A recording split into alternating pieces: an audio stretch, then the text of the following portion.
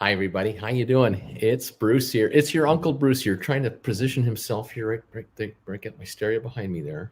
Makes me look like I got long hair, doesn't it? Yeah. How's it going? Nice to have you here this morning. Welcome to April 22nd.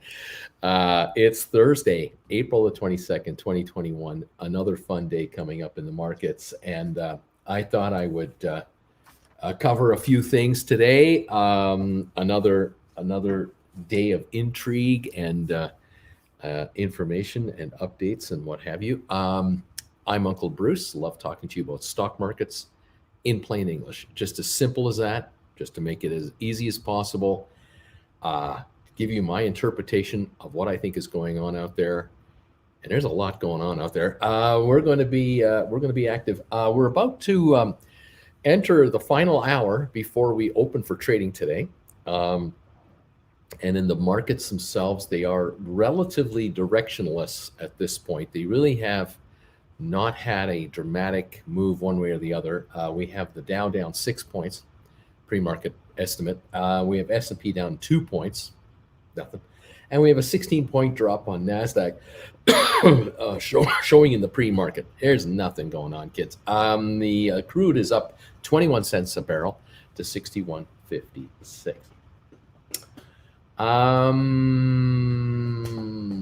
Was watching some news this morning on the pre-market, and I wanted to go into a couple of areas today. I wanted to talk to you about news that I saw this morning, kind of an update from Credit Suisse, the huge bank from Switzerland. They got caught up in this Archegos margin call problem, that hedge fund you all heard about not too long ago, where the family, I guess the family-run mutual fund or the family-run investment fund, hedge fund, had to be sold out of a whole bunch of positions, huge margin calls. And the digging continues. The news keeps coming out. More details keep coming out to us. Bit by bit. And what came out this morning from the Credit Suisse side of things was somewhat disturbing, in that it is now estimated that the Credit Suisse bank was exposed, just that bank alone was exposed to over $20 billion of exposure on the Archegos blowup. Just that bank, $20 billion. Now this is telling the market and the banking community and regulators there's a big problem here at Credit Suisse. It's either complete ignorance, complete mismanagement, complete lack of oversight. The right hand doesn't know what the left hand is doing. The right hand doesn't know the left hand is aiding and abetting the problem.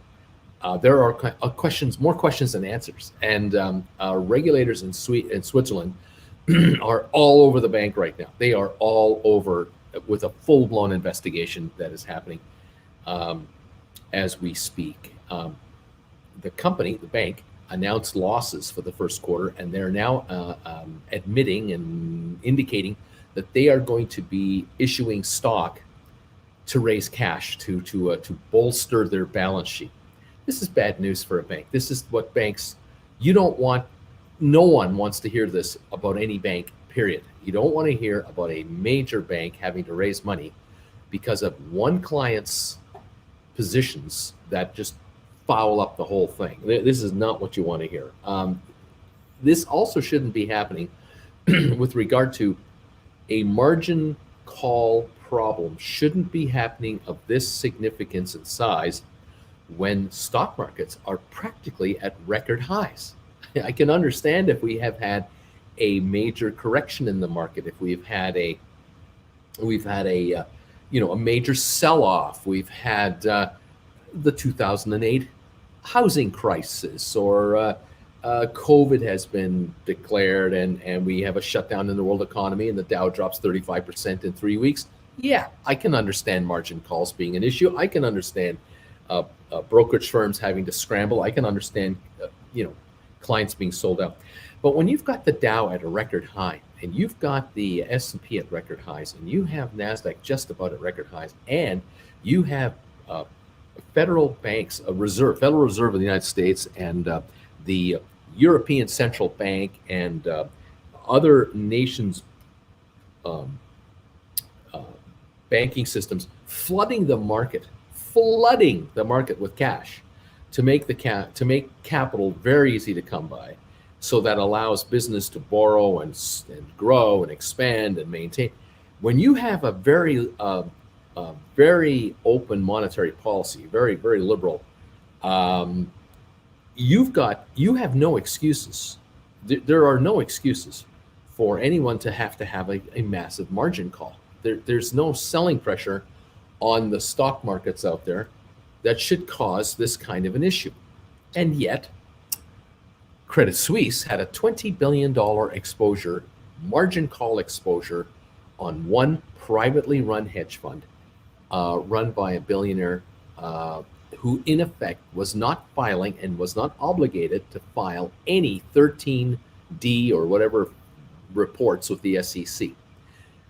Regulators in the US had no idea these guys were in trouble. Regulators everywhere had no idea these guys were in trouble. Banking regulators didn't know. The banks themselves didn't know across the board.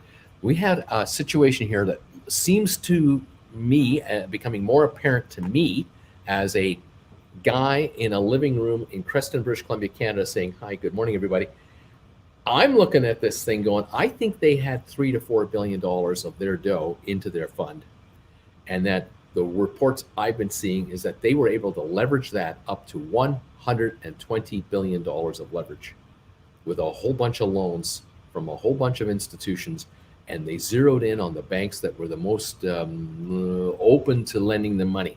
And Credit Suisse were the guys, from what we understand so far, willing to lend these guys a ton. And having Credit Suisse exposed to over $20 billion in margin call exposure for one private account, he's got to make you wonder, how many more are there? This couldn't possibly be it. With the absolute lax reporting rules at the SEC in place, which I'm going to talk about in a minute, with the lax oversight going on, and in the last 4 years in the United States, with the administration there wanting to make it even looser, the abuses that could have been set up and might still be in place could be into the trillions of dollars. And I'm not kidding. It could be really serious stuff. But hey, so far, Credit Suisse is reporting that we had some losses. We lost some money here, and we had a bad quarter, but everything else is great. Super.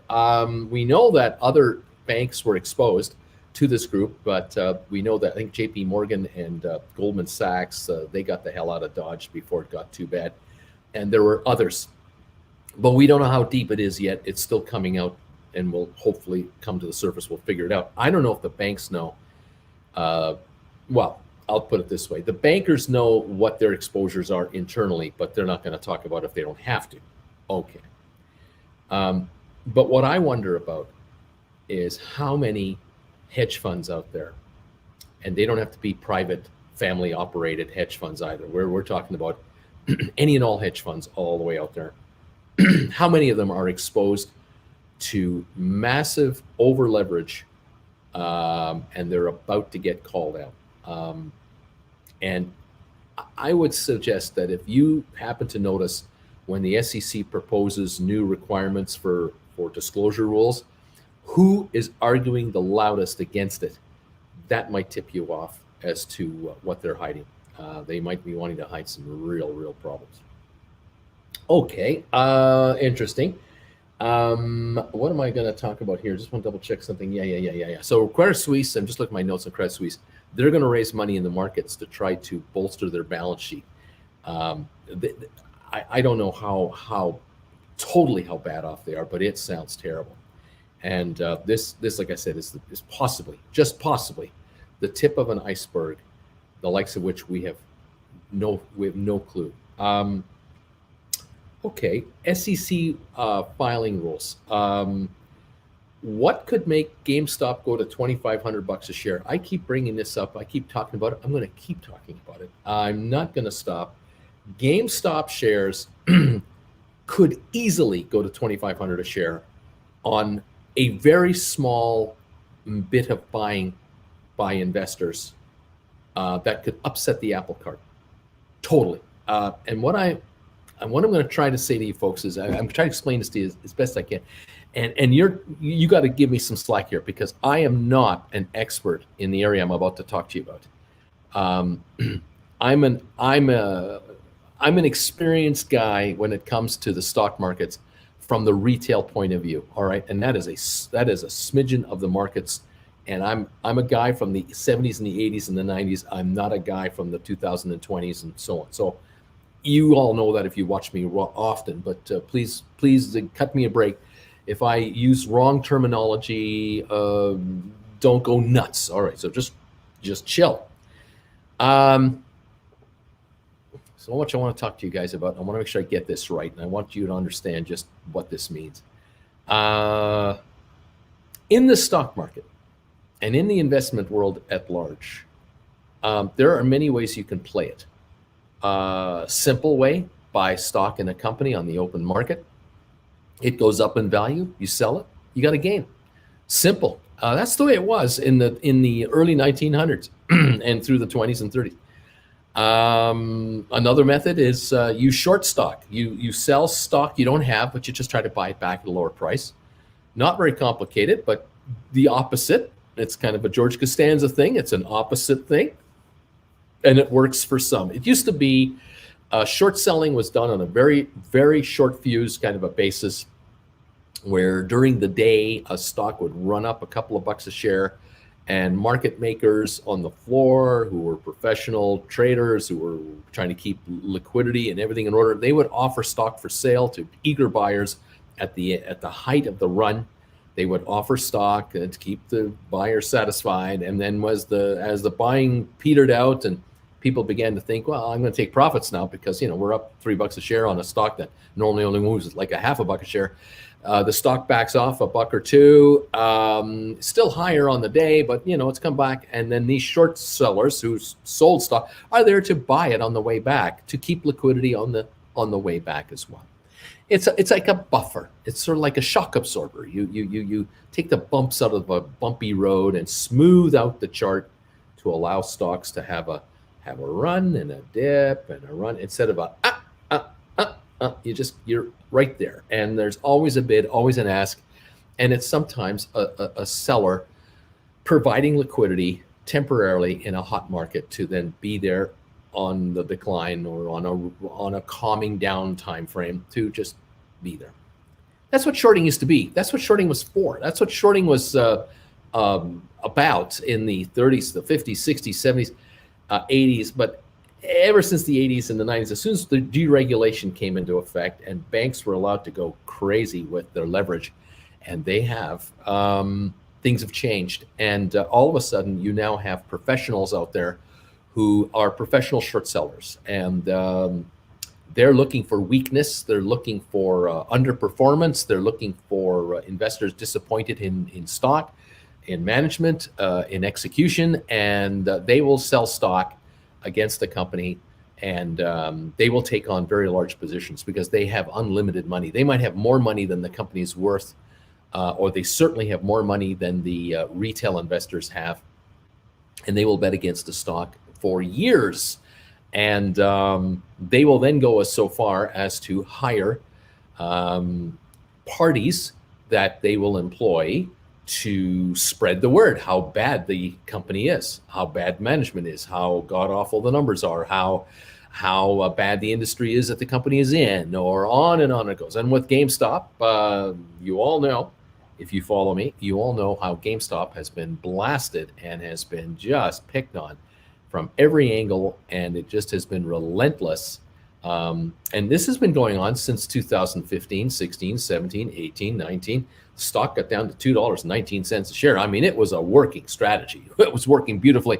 There were shorters out there who shorted that stuff at $35, $40 a share back in in the mid teens, 20 teens, and rode it all the way down. And I'm sure a lot of shorters bought back, and others reshorted, and they bought back, and they were just pounding it. And there are short sellers, and there were short sellers last year in February and March when they saw what was happening with the pandemic, and they looked at the retail landscape of all retailers, and they went, wow, every retail store in the United States might have to close.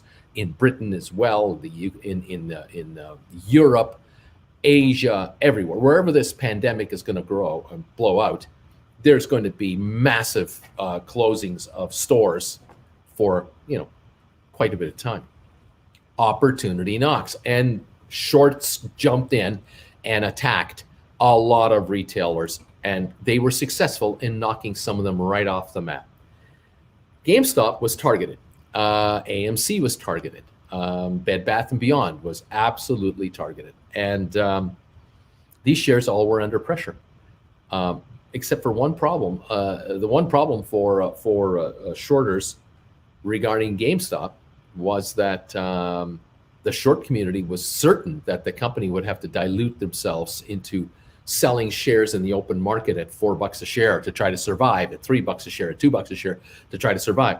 They were certain that GameStop not being able to sell any merchandise out of their 5,000 plus stores around the world, these guys are going to bleed money. They're gonna be in real trouble. And the thinking too was that AMC would be in trouble, and that stock got down to $2, and they felt AMC theaters only a matter of time that before they go into Chapter 11.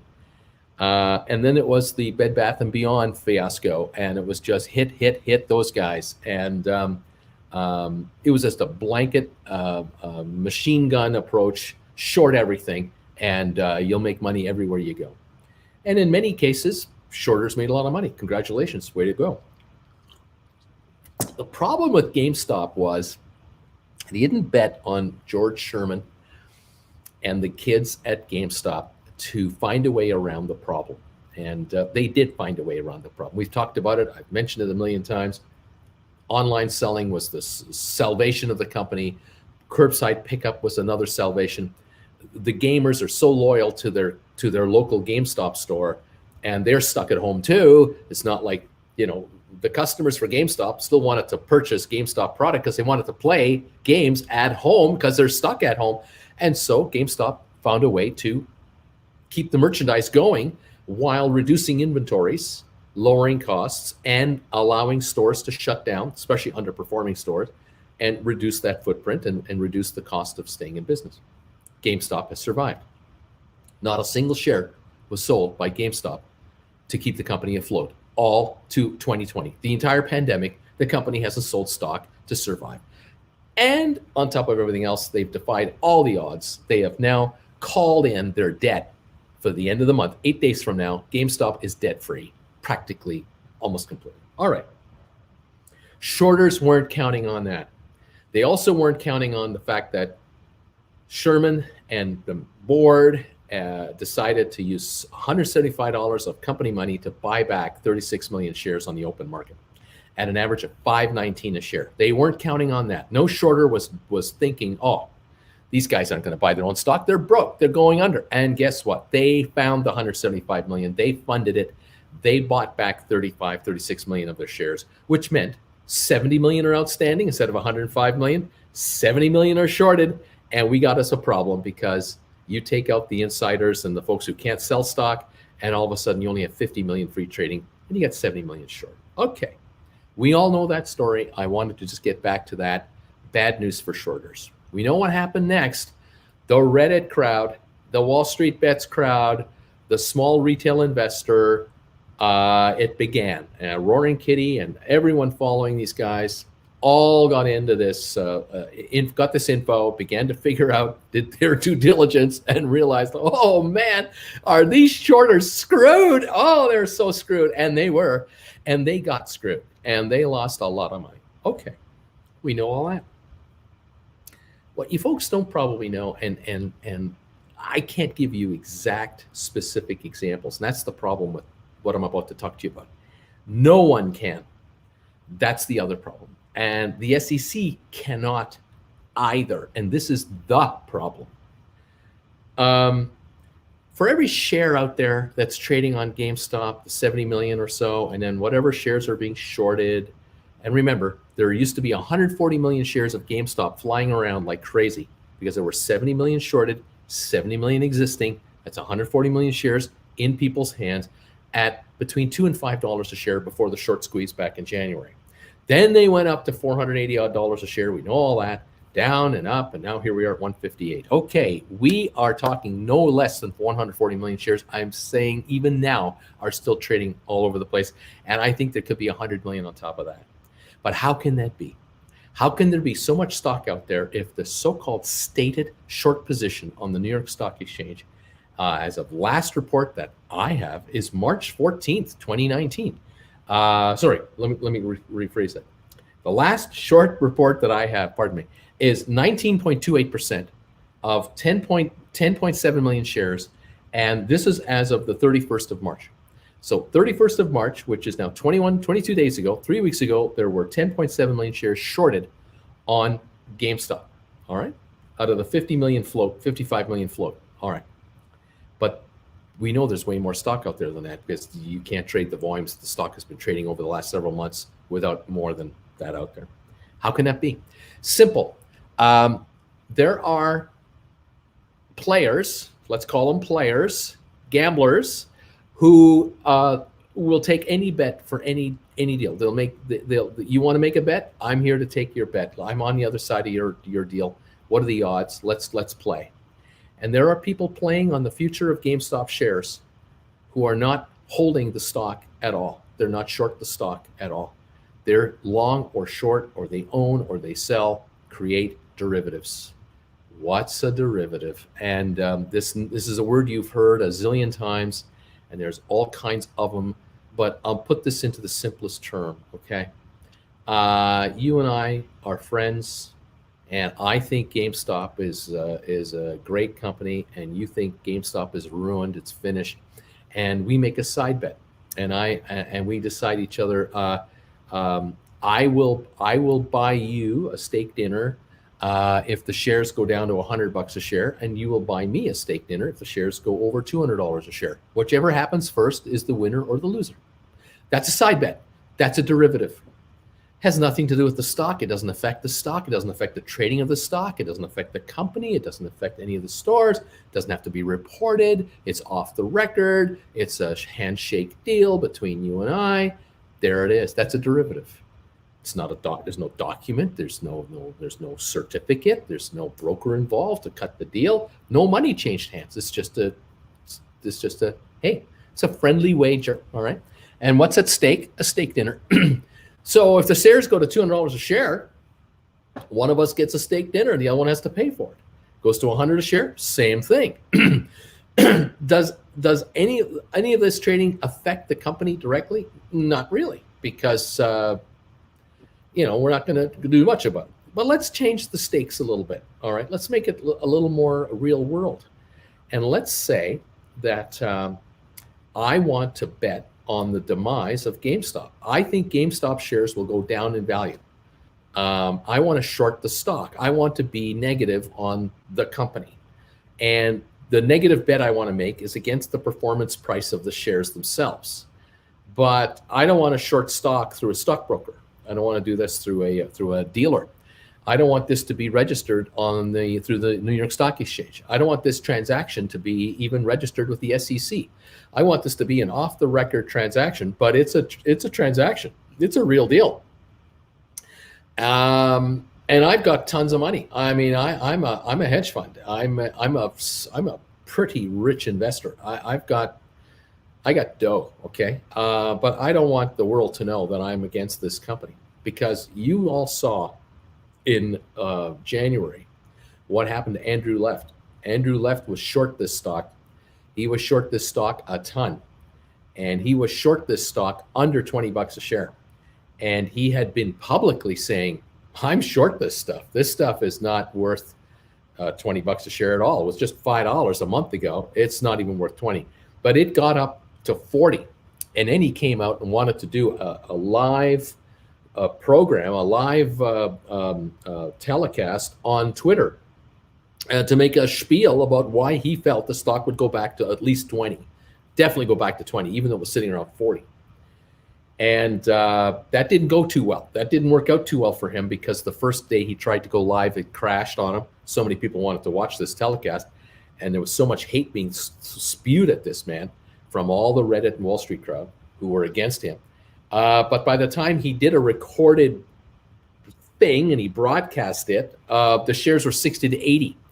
And they went completely the wrong way. And he came up with all kinds of reasonable assumptions about cash flow, performance, brick and mortar, this and that, and we have a disease running around, blah blah blah blah. Didn't work, did it? Stock went to 80, 90 bucks. He bought back in and got the hell out. Said he would never do this again, and he's now kind of gone off the radar for a while because he licked his chops. He got hit. At the same time, we know that there were all kinds of other shorters out there getting caught badly, and then Melvin Capital had to come forward and go, yeah, we lost $3 billion. Oops.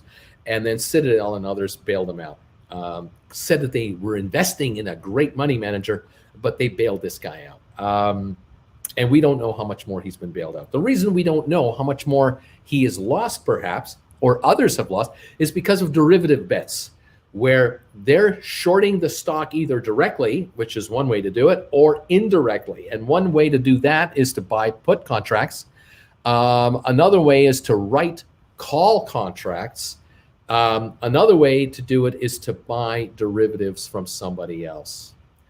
And this is where it gets interesting because in theory, if I am an options market maker in Chicago with house blah, blah, blah, brokerage firm, whatever, and I'm able to write contracts against GameStop, and you want to bet on the downside of this market, you can come to me and say, look, I think the stock's going to go down.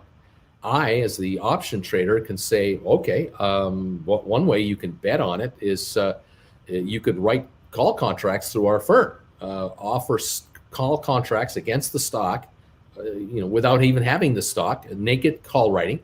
And if the shares stay under a set price for a set period of time, all the premium you bring in is your money. That's one way to do this deal. Another one is to buy puts. You buy put contracts, which I'd be happy to sell you. And if the stock goes down in value, you make money because your put contracts go up the lower the stock goes down. I can help you with that. There are other firms who will say, well, I have a client who wants to bet against the market, but they don't want to be the owner of this instrument. They actually don't want to be the person writing calls or buying puts. They want to own a derivative that's against that on this position, but not own the position and have to report it. They want to be invisible. And so there are the middlemen who get in the middle of the deal and say, okay, well, I'll take your bet, whoever you are, that you don't want to reveal yourself, and I'll take the chance. I'll pay you off if the stock does what you think it's going to do. We'll work that deal out. I'll pay you off, but I will do what I have to do to protect myself against this bet that I'm taking from this guy. In other words, bookies are out there, and bookies are bankers. Bookies are investment bankers. Bookies are hedge funds, other hedge funds. Bookies are other investors, and everyone is available to cut deals. The beauty part of the whole deal is the bookie doesn't have to reveal their position to the SEC. The bettor with the bookie doesn't have to report to the SEC, and the other side over here only have to report positions that they're taking that are on the market. And so a lot of this is hidden. A lot of this is just not seen. And we're talking about hundreds of millions, if not billions of dollars, changing hands on side bets on stocks like GameStop. And so from time to time, we're talking here. I'm giving you reports on what's happening with the market. And I mentioned to you, in the pre-market, the stock's been up all pre-market. It's been up $5-8 a share, all pre-market. But in the first 30 minutes of trading, almost every day, a wall of selling comes in from like nowhere. It's just unbelievable. And it's not even the kind of selling that's like, I want to sell 1 million shares at 160 a share, just whatever you can get me at 160 or better. No, it's selling like I have 1 million shares and I want to sell it right now as fast as you humanly can sell it. And the lower it goes, the better. And so hit every bid you can find and just drive this thing down to the ground. And it goes down to 170 a share. It's down $30. And everyone's going, why is it down $30? It was up $5 all pre-market. Again and again and again. Well, why is that? Because there are folks out there, entities, institutions, players who are doing side bets, who have a vested interest in the stock going down 5%, 10%, 15%, 20%, or $10 a share, or $20 a share, whatever the number is. There's a vested interest in downside. And one way to ensure that if you're a bettor over here, if you're this guy over here making a bet with a bookie over here that the stock's going to go down, one way to ensure your bet's a payoff is to encourage others to sell stock so it goes down in price. And it might well be that this party over here, which is not reporting to the SEC and doesn't have to by law, don't have to, these guys are shorting stock through friends and allies elsewhere. And we're not talking about clients all based in America. We're talking about clients not based in America. Everyone that I'm talking about, virtually none of them are based in the US. Or if they are, they're using offshore entities to do all this tracking, all this work, because they're not going to be tracked by the SEC. They're just as smart as the SEC, if not smarter, to avoid the SEC. Which of course frustrates the SEC and frustrates us because we don't know what's going on. We don't know where it's coming from. But all of a sudden, a bunch of stock comes up for sale from brokerage firms all around the world. They have market sell orders. They hit the bids, and the stock is driven down to from 160 to 140 a share or whatever it is. And all these puts go up in value. All these other call contracts go down in value, and all the derivative bets off the market are affected. And the holder of the bet against the bookie comes to the bookie and says, I'm cashing in my ticket. And the ticket is cashable based on parameters of the stock, what it trades at. And the bookie pays off 10 million, 20 million, 100 million, whatever the amount is to these guys, because they're dealing in billions off the market. The $100 million payoff, easy come, easy go. And so this guy may have made a $50 million bet, just cashed in a $100 million payoff. They're happy. The bookie's going easy come, easy go. I got these bets with all kinds of other guys, and I'm up on my bets because the other bunch of guys are on the opposite side of this guy's trade. They were betting it was going to go up. It didn't. They're losers. I just pulled their 50 million. I got it. And we have winners and losers all day long, all the time, to an unbelievable amount of money, and no one can track it officially. And it comes back to what happens now. So this morning we hear about the SEC talking about the idea of enhanced reporting rules. And I'm reading articles about how a lot of hedge funds and a lot of other funds don't have to report at all if they have a small enough position in certain stocks. They don't have to report short sales, period. They don't have to. No one has to reveal their short positions. The options positions are released, but they're so far behind in actual time that they're irrelevant by the time we find out what's going on. There are many positions held for days and hours that we will never know about, because by the time reporting time comes, they don't have a position anymore. There's a lot of firms out there who reposition their books a week before reporting time to unposition themselves, and then they reposition themselves back in, and then they don't have to report until the next reporting period. And in some cases, we're talking 3 months at a time, one reporting period every 3 months. The SEC has been trying from time to time to enhance and improve and request more reporting, but the hedge fund business and others, institutions, are resisting. They don't want to have their hand being disclosed. They don't want to do that. They don't want you to know. They don't want you to know. They don't want their competitors to know what they're betting against and by how much.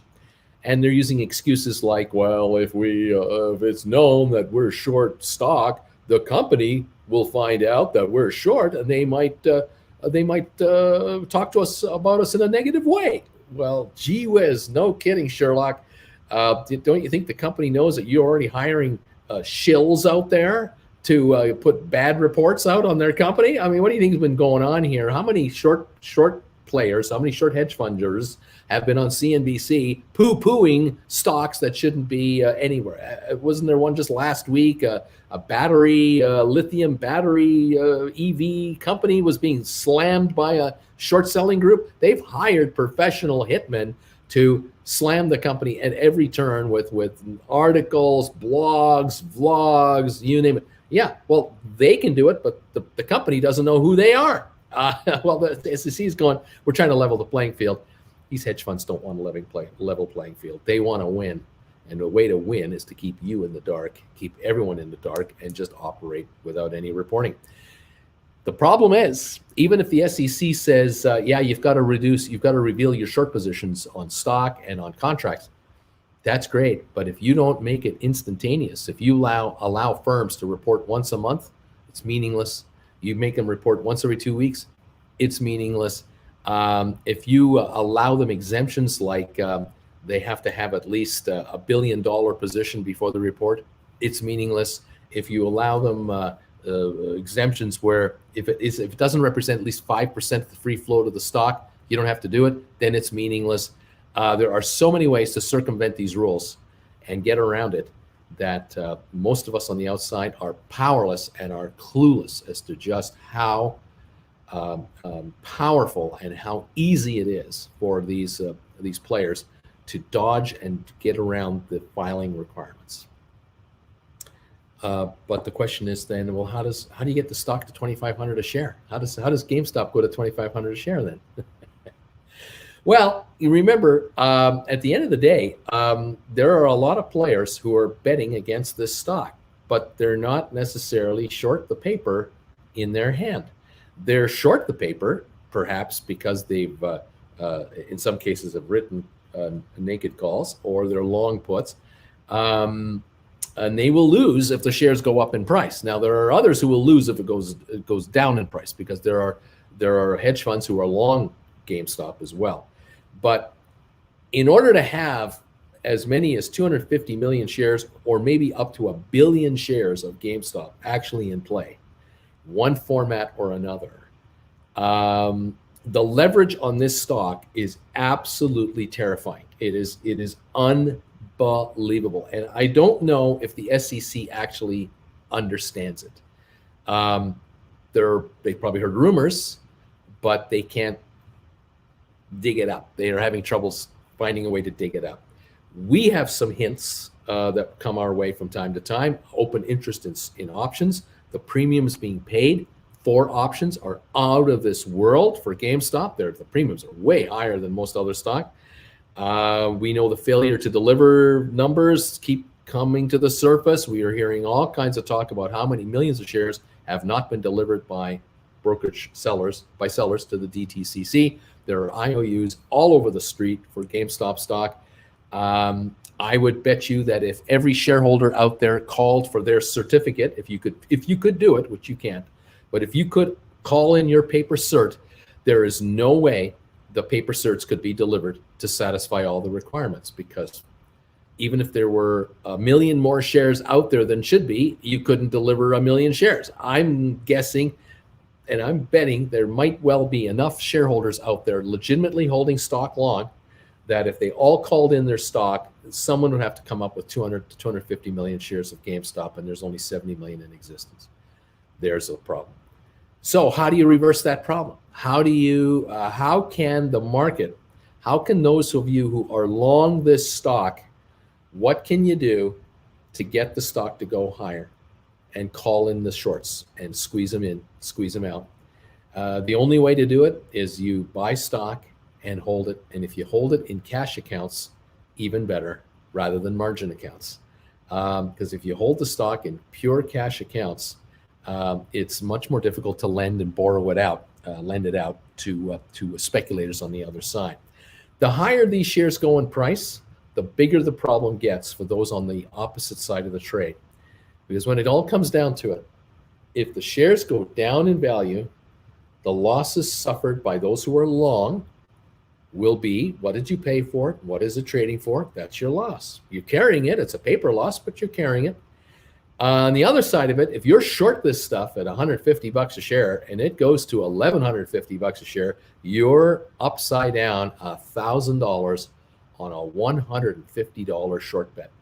And if it goes to $2,150 a share, you're short $2,000 for every $150 bet you made. You are amplifying your losses to the nth degree. And there are shorters out there who are short millions and millions of shares through derivatives, through positions of stock and options and every other leverage tool available, so that they thought that if the shares would go down to 100, that they would score a $100 million gain on a bet of maybe 10 million bucks.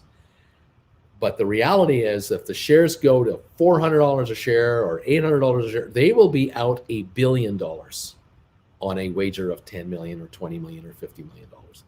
The losses are amplified to an unthinkable number the higher these shares go. And it wouldn't take much to create this huge problem.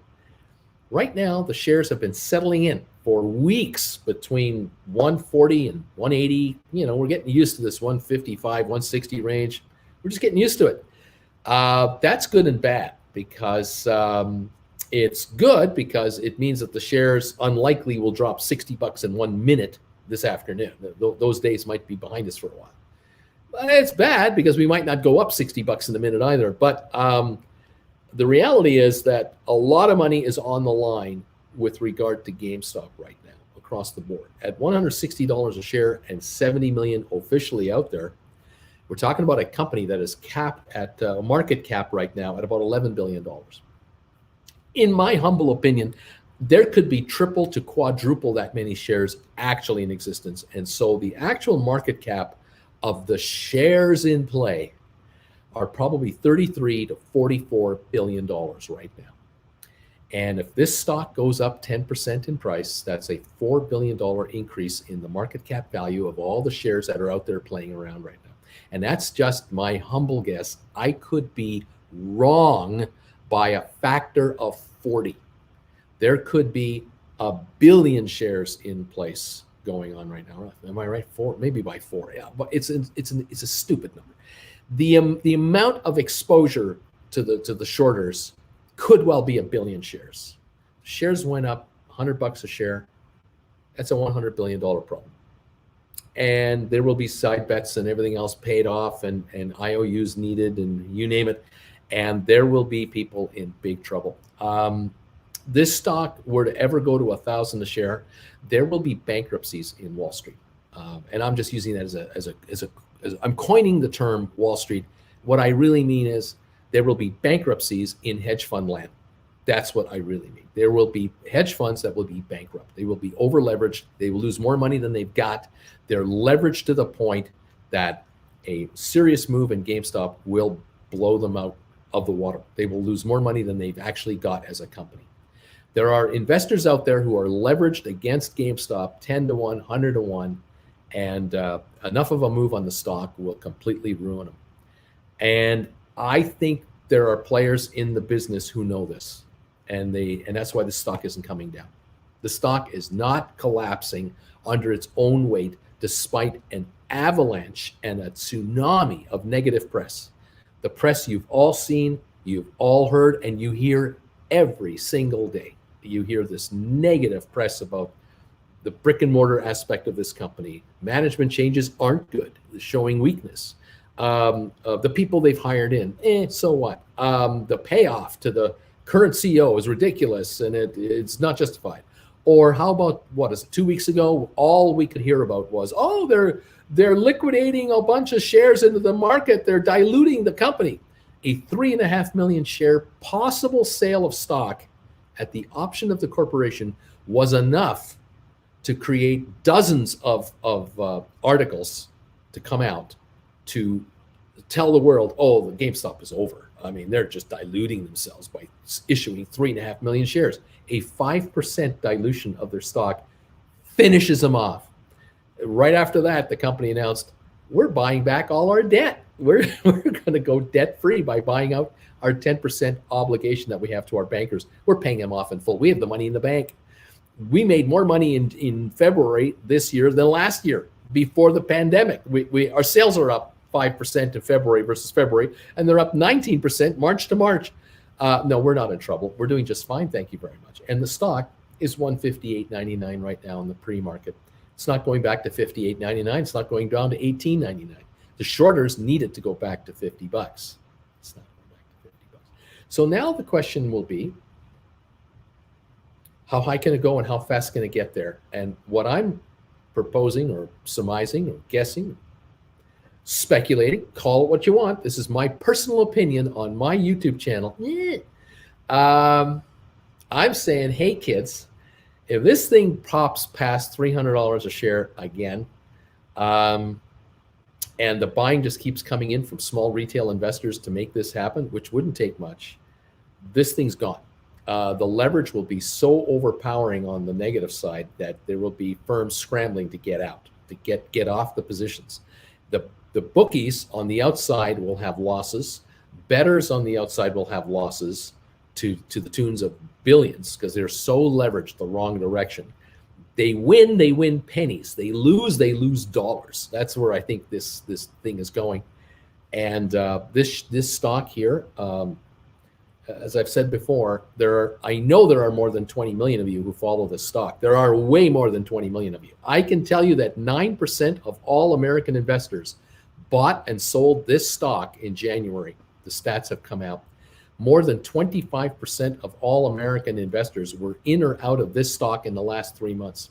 A quarter of all investors. This stock has been so heavily followed by so many millions. What they don't realize is that if they all tried to buy 10 shares of GameStop, $1,500 worth of this stuff, on average, some will buy 200, some will buy 2,000, some will buy 20,000. But if it is $1,500 average, 10 shares each, this stock would be $2,500 a share in no time, within 30 days. Because the leverage on the other side is so wound up that longs who hold this stuff will be offered prices they have never thought possible for their GameStop shares. The all-time high, 483 on the New York Stock Exchange back in January. I believe it'll go much higher than the all-time high when it's all said and done.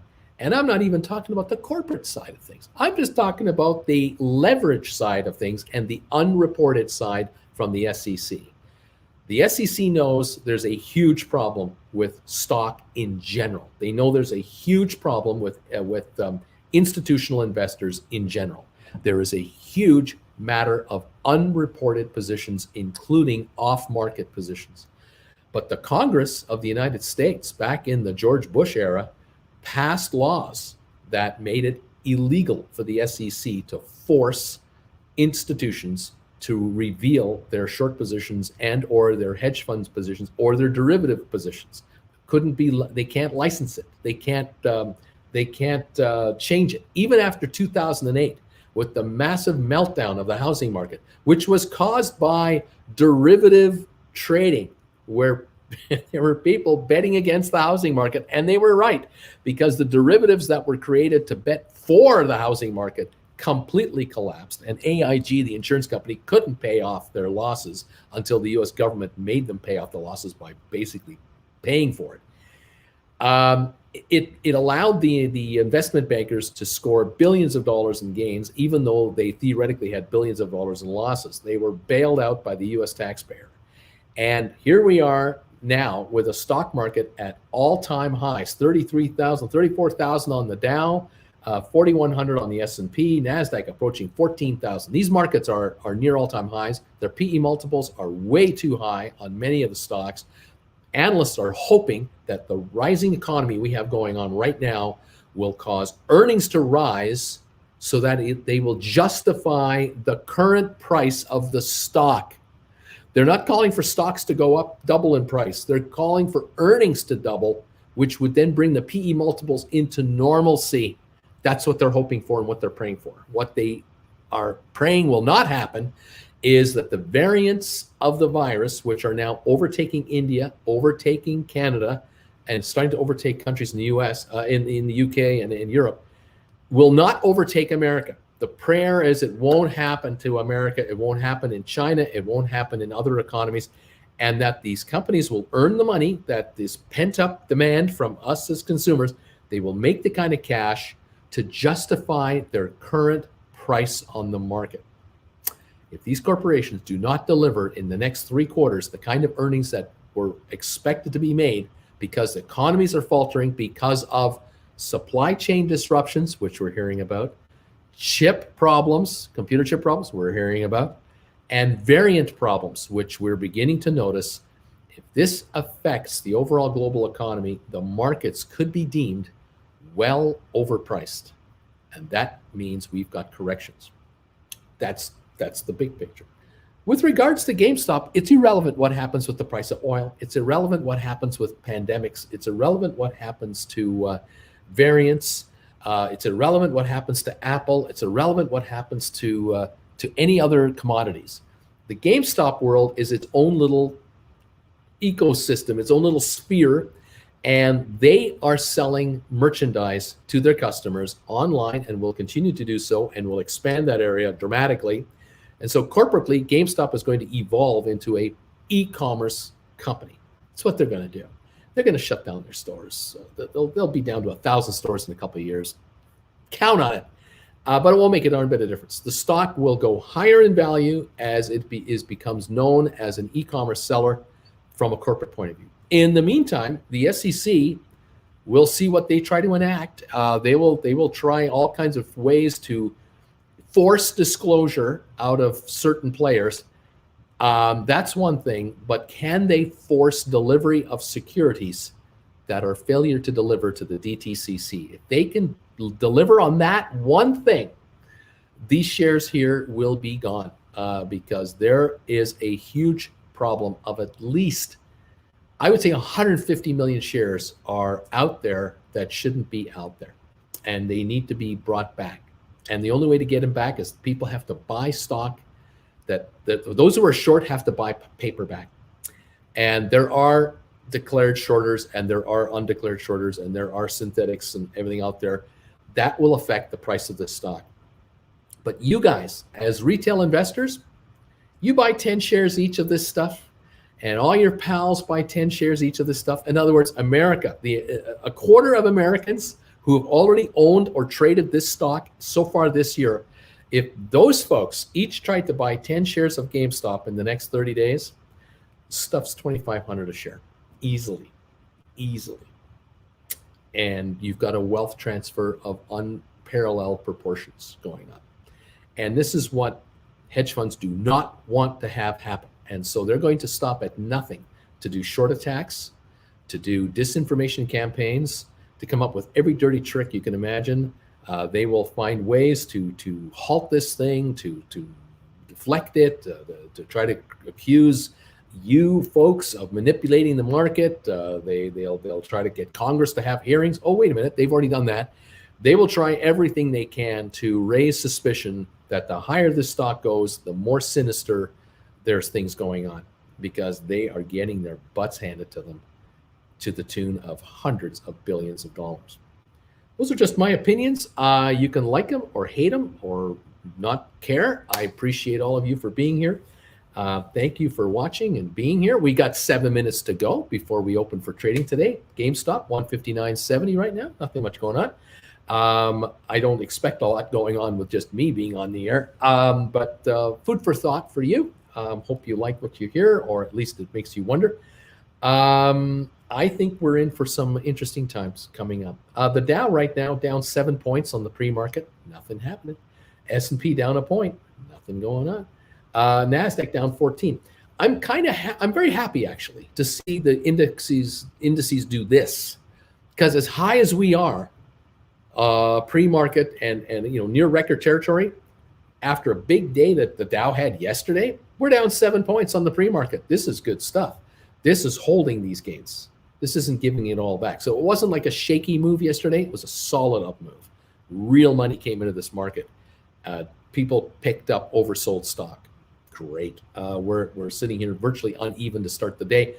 This will change, I'm sure, within a few moments after we start trading on the open market. The boys at CNBC are now running their pre-market commercials, making their big money before we start trading for the day. Guys, thank you for being here. All of you out there who are watching this show live, I appreciate it, from around the world. There are 770 thumbs up so far. Thank you for that. I must have been saying something right. I appreciate it. Those of you who are following me for the first time, please consider subscribing to this channel. We would love to have you join us. Please consider becoming a member of this channel. If you'd like to make a comment on this show, please become a member of this channel, and the comment section is wide open for you to talk to us, talk to each other. We are trying to eliminate trolls and keep them out of the way. Women who are out there, the gals, we love having gals here. I am proud to say, and I'm really happy to report, that in the last month, we have increased the number of females into this channel by over 10%. We've increased, actually, we've probably increased it by about 20% in the last month. And we are now, our female counts are rising across the board. We have more women joining this channel, becoming members of this channel, commenting, participating. It's wonderful. Those of you out there who want to have a one-on-one chat with yours truly about what I've just talked about, or the market in general, your investment ideas, whatever, I'm more than happy to spend one-on-one time with you. I do offer 1-hour private consultations with yours truly, Saturdays and Sundays. And if you'd like to talk to me for a 1-hour session, I do charge $400 an hour, US, for an hour. And I'm pretty sure within the first 15 minutes, you will get more than $400 worth of advice from yours truly based on what it is you need to know. But it's up to you. Let me know if you'd like to have a private session. Send me an email right here. You'll find this email address down below in the description below this chat. And on any of my videos, you'll find this down below in any of the description areas. Just enhance it and you'll find the Hotmail address. Send me an email. Tell me, Bruce, I'd like to have a 1-hour consultation with you. I'll get back to you and let you know when it's available. Those of you who, as soon as you make your payment, you are locked in. You're guaranteed an hour. Now the question is, if you want to be moved up, if I give you a date towards the end of May and you'd like to be in earlier, I will put you on the move up list. As soon as I have a cancellation or a change of schedule, I'll let you know, and I can slot you in either this weekend or next weekend, whenever an opening comes up. I will try to get you in there as soon as possible. So again, thank you everybody for those of you who have spent an hour with me already. It's been a lot of fun. I appreciate it. Dan, great explanation, Uncle Bruce. Thanks for the pep talk. My pleasure. Hope I haven't overloaded too many of you with this info. I'm trying to do it in a very plain English kind of way. I know a number of you have made comments while I was talking, and I've missed those comments. I can't go back and get them. I apologize for that. I do notice, however, that I think we added a couple of new members to the channel, and I'm going to attempt to see if I can track them down. I'm not sure if it's if this is telling me yet. We may have added Aiden O'Leary. I'm not 100% sure. Thank you. Those of you who are rejoining, thank you. Stanley Santos rejoined the channel. Thank you for that. Some of you are now into the second month of this membership, and I welcome you all here, and I'm glad that you've joined us for another month. It's beautiful. Thank you, everybody.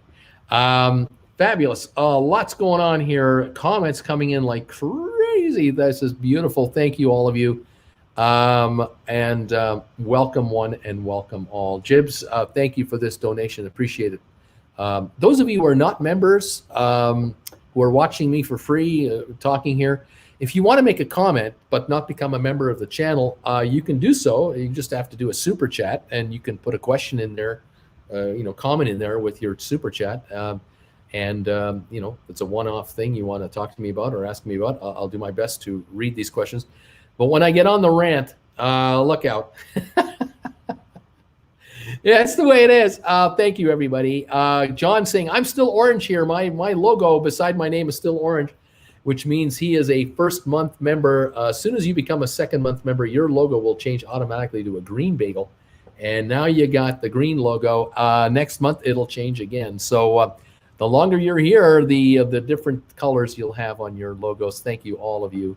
I really appreciate all of you. Best info ever. I never really understood derivatives until now. Thank you. You're beautiful, Bruce. Thank you, Sean. Palm, I'm with you. I'm in the middle of transferring most of my GameStop into Fidelity. Good morning, Tony and Olivia. We've got Ashley, Stock Markets with Bruce. This is definitely what I joined this channel for. Thank you. I'm Jack. Thank you guys for being here. We love our morning Bruce rants, jam-packed with info. Thyself once, it's all said and done. It's worth it. You'll be glad you did. I never want to use Robinhood again. A few more days. Robinhood gave me like 5,000 instant deposit. Maybe they used that first, but it's been months. I'm scared. I am a second month, but I'm still orange. That will change. I should be grandfathered into Green Bagel, Bruce. I mean, come on. Invisible Aid became a new YouTube member. Welcome, Invisible Aid, to the channel and the rant machine. Eric, also a new member. Welcome to the channel as a new member, Eric. I'm glad you've made it too. Thank you all for joining us and popping in. You get to use these emojis. The other thing that as a member you get, if you join this channel as a member, you get to comment here. You get to use the emojis. You also will receive from time to time private messages from yours truly for members only, whether they're announcements you should be aware of or whether I have added a new stock to my stock pick list. You'll get that as well. So think about becoming a member and join in with the perks. Thank you. We are open now, I believe. We are trading. Let's see what's going on here on this marketplace. Let me fire up my trading here on my phone and see what we've got going on. GameStop, 128,000 shares on the first salvo, trading at 158.19. At the moment, down 32 cents. This will all come through here. It'll all settle down in a moment. We see U.S. initial jobless claims fall to a pandemic low. That's good news. The Dow, unfortunately, is down 82 points, even though it was showing only down 3 or 4, showing down 82 points on the first moment of trading. It might take a little while, though, for all 30 Dow stocks to open up, so we have to give this a few minutes to settle in. S&P is down 5 points. NASDAQ is up a couple. Oil is up 45 cents. GameStop right now, 158.76 now, showing a gain of 25 cents. Volume for GameStop in the first minute and a bit is 140,000 shares. Very quiet at this moment in time. Coinbase down 350. AMC up 31 cents. It has broken the $10 barrier. It is at 10.09 right now on AMC. On SPAC, in SPACville, I have a number of SPACs that I follow. Vector Acquisitions is one of the ones I've recommended, up 14 cents to 10.69. NAV site is unchanged. IPOE is up 45 cents again to 15.66, now 15.69. Gores Holdings, GHVI, up 15 cents again to 12.88. VGAC, the Virgin Group, is down 1 penny. Starboard is down a penny. Fortress Value up 3 cents. And that's where we are right now on the SPACs at this point in time. The Dow right now down 108 points. Watching that for the first moment or two or three. S&P is down 8 and NASDAQ down 11. That's where we're at right now. Thank you, all of you, for popping through here. Just another day manipulation. There you go. I'm hoping when my bagel turns green that my portfolio will also turn green. Margin is calling. Hi, Olivia. How you doing? Wow, look at that low volume. It's getting closer. Wow, they're really driving it down this morning. Let's see. I read they get notified at the end of the day normally, but they have till close the following day to cover it themselves. Let's see. What else is going on here? I'm in the SPAC now, says Black Egg. Come on, IPOE, change over. My wife's boyfriend let me eat a bagel this morning. Here we go, says Colton. Thank you all for being here, catching up with us, watching this market as we now into our second hour of this telecast. I'm on for 3 hours this morning, and we're 1 hour and 3 minutes into it. We just opened up, and GameStop right now, 157.51, down $1. Volume, 225,000. Not a heck of a lot at this moment in time. AMC at 10.14, up 36 cents right at this point as well. Again, all of you, thank you for popping in here and joining us. Love that you're here, and I hope you're finding it interesting and enjoyable. Fantastic. Okay, Let's see. Hey, Bruce, when hedges are margin called, how long do they have? Say at noon, a couple of hedges get margined. Is it the rest of the day or do they have a couple of days? If a hedge fund gets margin called, it is a rarity because usually they are so on top of their accounts that they're ahead of that curve. It is a rare point that it happens, but we saw in the last 2 weeks, Archegos, they got 30 billion in margin calls, as far as we know. But for a hedge fund to get margin called in New York, through a New York broker, can happen. Normally, they would get called before the market even opens, and they might be called and be given an hour to come up with dough. They might be given the margin call 2 hours before the opening, and they have to cover by the opening, so they can't even be exposed during market hours. That can happen. Individuals who get margin called can literally get a margin call and watch their account be sold out at the same time, because the broker has just taken over the account and has canceled all open orders and has just stepped in and started selling off stock. Margin calls are an absolute violent way of a brokerage firm protecting their capital, and they will stop at nothing to sell out a position if they have to. It all depends on the what's the word I'm looking for? The relationship between the broker and the client as well. That's another thing. Okay, is it better to squeeze trending down or trending up? Better to squeeze. Well, I'm not sure what that means. Trending down squeeze. I'm not sure where that's coming from. I mean, a short squeeze means, generally speaking, that someone hasn't delivered stock and they're being bought in. And that generally means stocks are going up in price. The underlying security is going up in value because someone is being squeezed by being forced to be bought in. Trending down, not sure what that means. I mean, if someone has got a margin call and they're short $1 million in an account that's worth $4 million, the broker will start selling stock, and they will just arbitrarily pick whatever stock they feel they can get the best price for the quickest to cover the problem. In my day, when I was branch managing a brokerage house, if we had to do a margin sellout of a client, it was usually pretty bad news, because it was 9 times out of 10. It was to the point by the time we finished selling the client out that the amount owed by the client to the firm wouldn't be satisfied by the time we sold them out completely. I mean, we have had cash accounts get sold out as well. And in my day, of course, going back in time to the 70s and the 80s, we had a 5-day settlement period back then.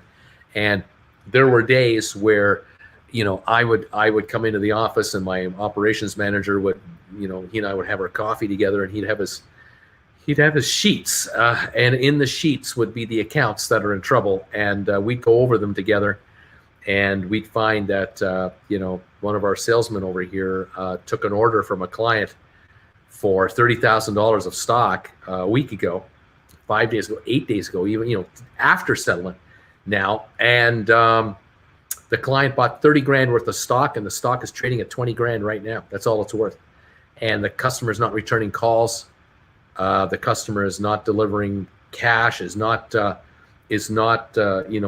promised to bring in securities to cover the shortfall by using margin, never delivered, claimed that they had told broker one to transfer to us. We're calling broker one. They don't know what the hell we're talking about. They have no indication from a client whatsoever, or they wouldn't be cooperative with us. Wouldn't talk to us about their clients, their in-house clients, didn't give a damn that we had a problem.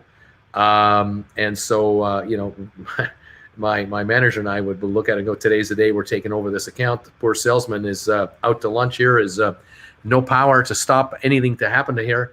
And, I would pick up the phone and call my desk trader and tell him the story. We got a problem here. It's a $10,000 problem right now. We got to sell this guy out. Do what you can. And sometimes the floor trader would pull off miracles, and he would find buyers to limit the loss to $8,000 or $9,000, which was better than we thought it would be. And other times, despite all the skills and and that the floor trader had, and whatever he knew, he would tell us, "You guys are hooped. This is just a phantom stock. There's no support here. This was promoted until a week ago. It's all over. Your guy was the last guy to buy, and we'll be lucky to get 10 grand for this stuff." And sure enough, we were lucky to get 10 grand, and now we have a $20,000 loss on an account. This is 1980, when 20 grand would have bought you a brand new, really nice car. So that's like 60 G's today on a trade. And now the salesman is informed what happened to his client's account, and we're going to sue his client if we can find this guy. If he even has an address anywhere in town, he could have faked everything with the client, with our broker. But our broker is now on the hook for the 20 G's, and this is bad news. Here in the markets now, stocks trade. Firms want to collect. There are margin sellouts. Yeah, there are those, but I'm not sure if you can. I'm not sure how deep you can get into the market, but there are customers out there who I am certain, people out there who I am absolutely certain, who are margining stock and have been margining stock, got in way too late, saw the stock go a little higher, and then it just collapsed on them, and they are upside down a ton of money, and it is too bad to see that. Not good. Anyway, there you have it. What can I say? Let's see what's going on. Why is the volume so low? It just is. We have volume of 342,000 on GameStop.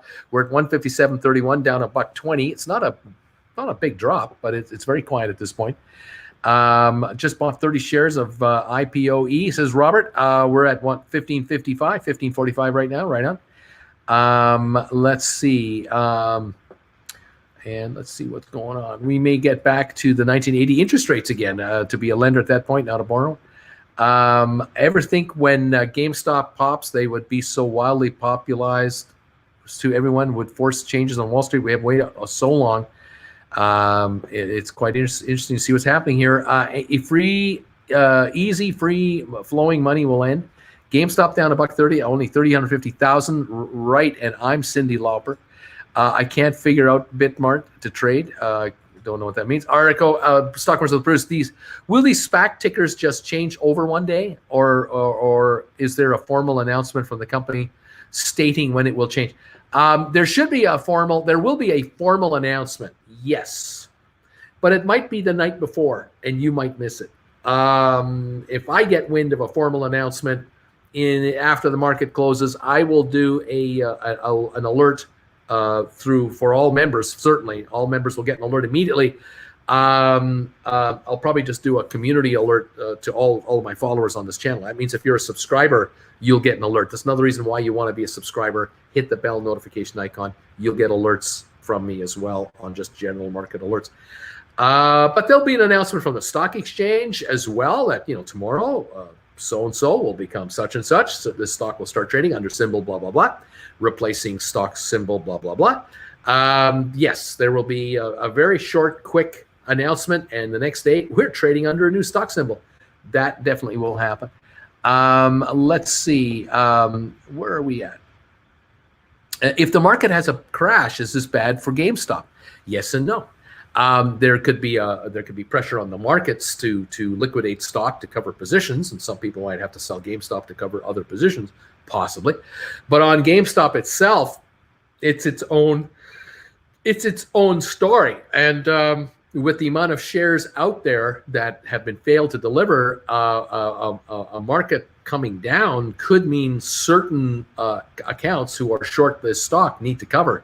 They need to cover their positions to lessen their capital requirements to hold the short on GameStop. So you buy it back to lessen your margin position on your short sale.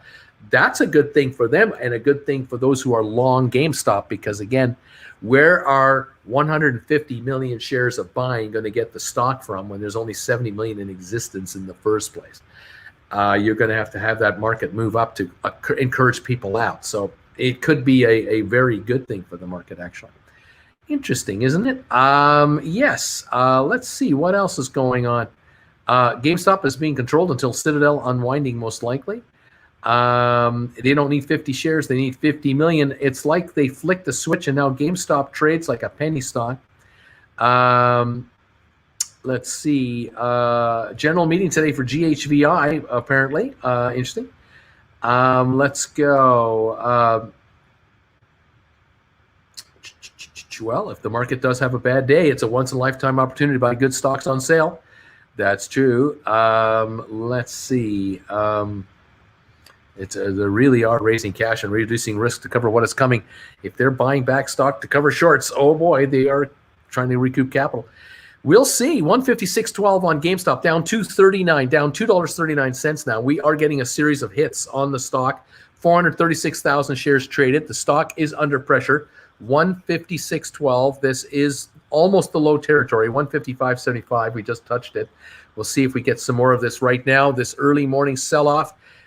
This is not untypical for us to witness. Dow down 127, S&P down 11, NASDAQ down 27.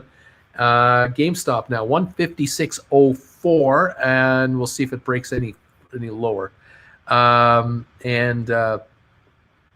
Say Uncle Bruce, if every shareholder that is long GameStop simply calls in their shares to vote, there is no theoretically possible way for every short seller to cover, right? Yeah, there is. That's right. I agree. I don't think there is. Preparing a better word for it. Figure out who's to blame. Max 500,000 shares to short taken out. Used half so far. Interesting. The brokerages will not be able to locate the shares. They don't exist. GHVI hits 13 right now. GHVI 13.22 up 49 cents. Having a very good morning. IPOE up 33 cents to 15.54. Very good. AMC is up to 10.16 up 38 cents. GameStop 155.49, new low of the day on GameStop. So right now GameStop is going the opposite direction of some of these other stocks.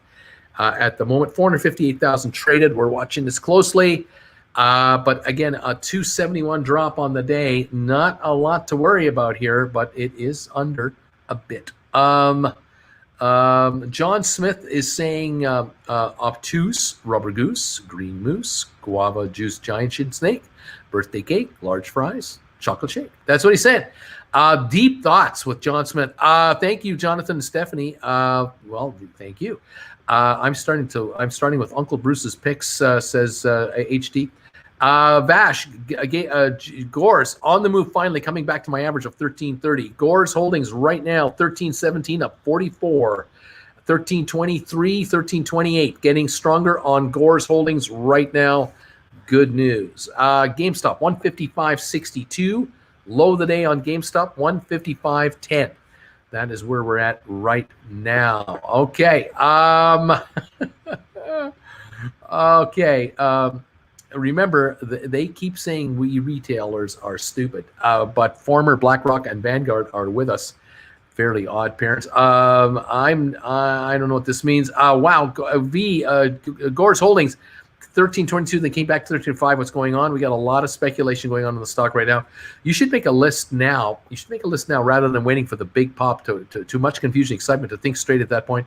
Since I bought my stock after the last short squeeze, could they be naked stocks that got sent out into the market? Could there be naked stock? You could have bought stock from a shorter. I mean, yeah, 154.55. This could be a shorter selling stock right now. This could well be institutional traders or a particular trader making this stock drop artificially to cash in off-market bets, derivative bets that are made off the market that are not reported to the SEC, that we won't know about. These could be side bets going on to the tunes of hundreds of millions of dollars while this stock is being manipulated on this marketplace. Those of you who are dip buyers have been doing the right thing. You've been picking off this stock as it comes down to you and grabbing it. And it's tightening the noose around the shorters on this stock. And it is winding it up to the point where you're taking a slingshot and it's being pulled back to the point where when you let that elastic go, it's just going to take off. Right now, it's 154.78. We're at the low or around the low of the day on GameStop right now. And we're noticing I don't know if you've noticed it, but lately the share does back off a bit and then hits newer highs. It doesn't go down to to newer lows. It has higher lows and higher highs.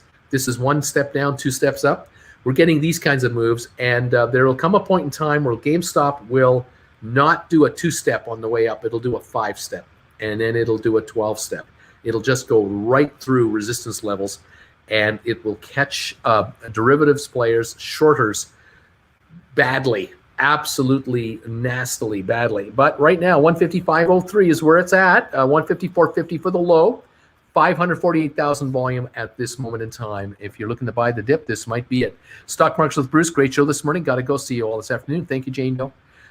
20 million volume in bingo. Congratulations. Let's see. Who else is here? Melvin is Dickelberg. Okay. Let's go. I just achieved my shares goal in VGAC with this morning's purchase. Way to go. Buy limit 151. It is now 156. Congrats, Ashley. Alex, that's that way your wealth will increase 100-fold. There you have it. Bruce, did you ever see anything like this GameStop debacle when you were a broker? If so, how did it end? I've never seen the kind of money being played with regarding a single stock.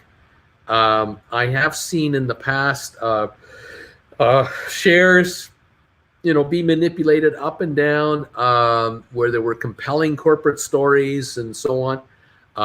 I've seen a lot of promoted deals in my brokerage lifetime, being from Calgary, Alberta, the home of the oil and gas business, and near Vancouver, the home of mining companies.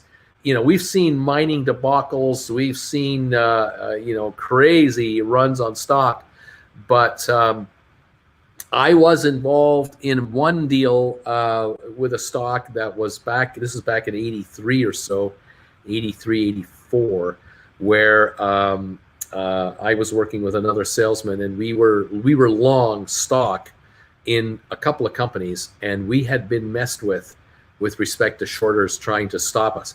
But these were different times. This is not like today where we would be up against hedge funds. We were up against probably a number of investors out there who just didn't believe that the companies that we were following would merit any kind of a serious increase in price. But we had the management of the public companies on our side, and the directors and friends and family members and relatives of these public companies. And we were just buying up stock. We were buying up free trading stock, loosey-goosey stock that would come our way. For months and months and months, we kept picking up because we were fans of the corporate story of both of these public companies. Excuse me. And we got a hint. We got a little hint one afternoon with about 2 hours to go in the market that something was up. Because all of a sudden, we had been buying stock. Sometimes we're only buying 3, 4, 5, 10,000 shares a day. Other days we're buying 30, 40, 50,000 shares. We had amassed hundreds of thousands of shares of these two companies, putting them through all of our book, all of our accounts, and all of our clients were like with us, and they were aware of what these companies were about. We were giving them all the reports, the financials, and we were telling them that there's a short squeeze going on, and it's building up. And when it goes, they're going to go. These shares are going to bust out, and when they bust out, I won't have time to call you. It'll be nuts. But we have our game plan, and all of my viewers, or my viewers, all of my clients at that time, and all of my buddies' clients, they basically told us, whenever you want to sell us out, you sell us out. Just handle it because you're there. And it came to a point in one afternoon where my the broker and I, who were sitting in these tables, we were the first row of it's like a classroom. We had all these desks across the office and going back. We had rows of stockbrokers, and we were at the front of the line, front of the class, right in the middle, in front of the trading desk. And the trading desk, they looked at us. They were a higher table, and they looked out over the entire class. And normally we'd write a ticket and just hand it to the desk traders, and they would place orders. But there were times where the desk traders would yell at one of us and say, "Hey, that stock you wanted is doing this," or "Hey, have you heard this?" And there were times where they would yell at us and they would say, there's 50,000 shares for sale on the one stock you're participating in. It's a market order. We just got the call from the floor. The stock was trading at 230. It's now 210. You want any? And we'd yell back, we'll buy it at 210. Bought at 210. And they would go on their phones, and then a minute later, go, you're long at 210. I need tickets. I need buy orders for these 50,000. And the two of us would allocate the 50,000 shares to our accounts that we knew would needed the stock anyway.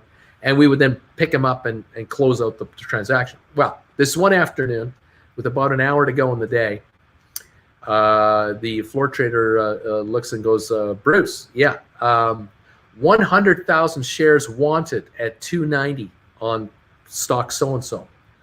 What do you want to do? Nothing for sale. It's up 40 cents from 250 to 290. $2.90, by the way. 100,000 wanted. And my partner and I are looking at each other. I'd say offer 10,000 at 3 and offer 10,000 at 310. And let's see what happens. Tickets to follow if needed. So they would call the floors at 10,000 at 3, 10,000 for sale at 310. A minute later, sold 10 at 3, sold 5 at 310. We just sold 15,000 shares. And I'd yell back, offer 10 at 320, offer 10,000 at 330. And then my partner and I would take notes. Okay, we sold 10,000 at $3. We sold 5,000 at 310. We now need tickets for this stuff. And then a minute later, sold 5 at 310, sold 10 at 320. Okay, right. Okay, we owe you the tickets coming.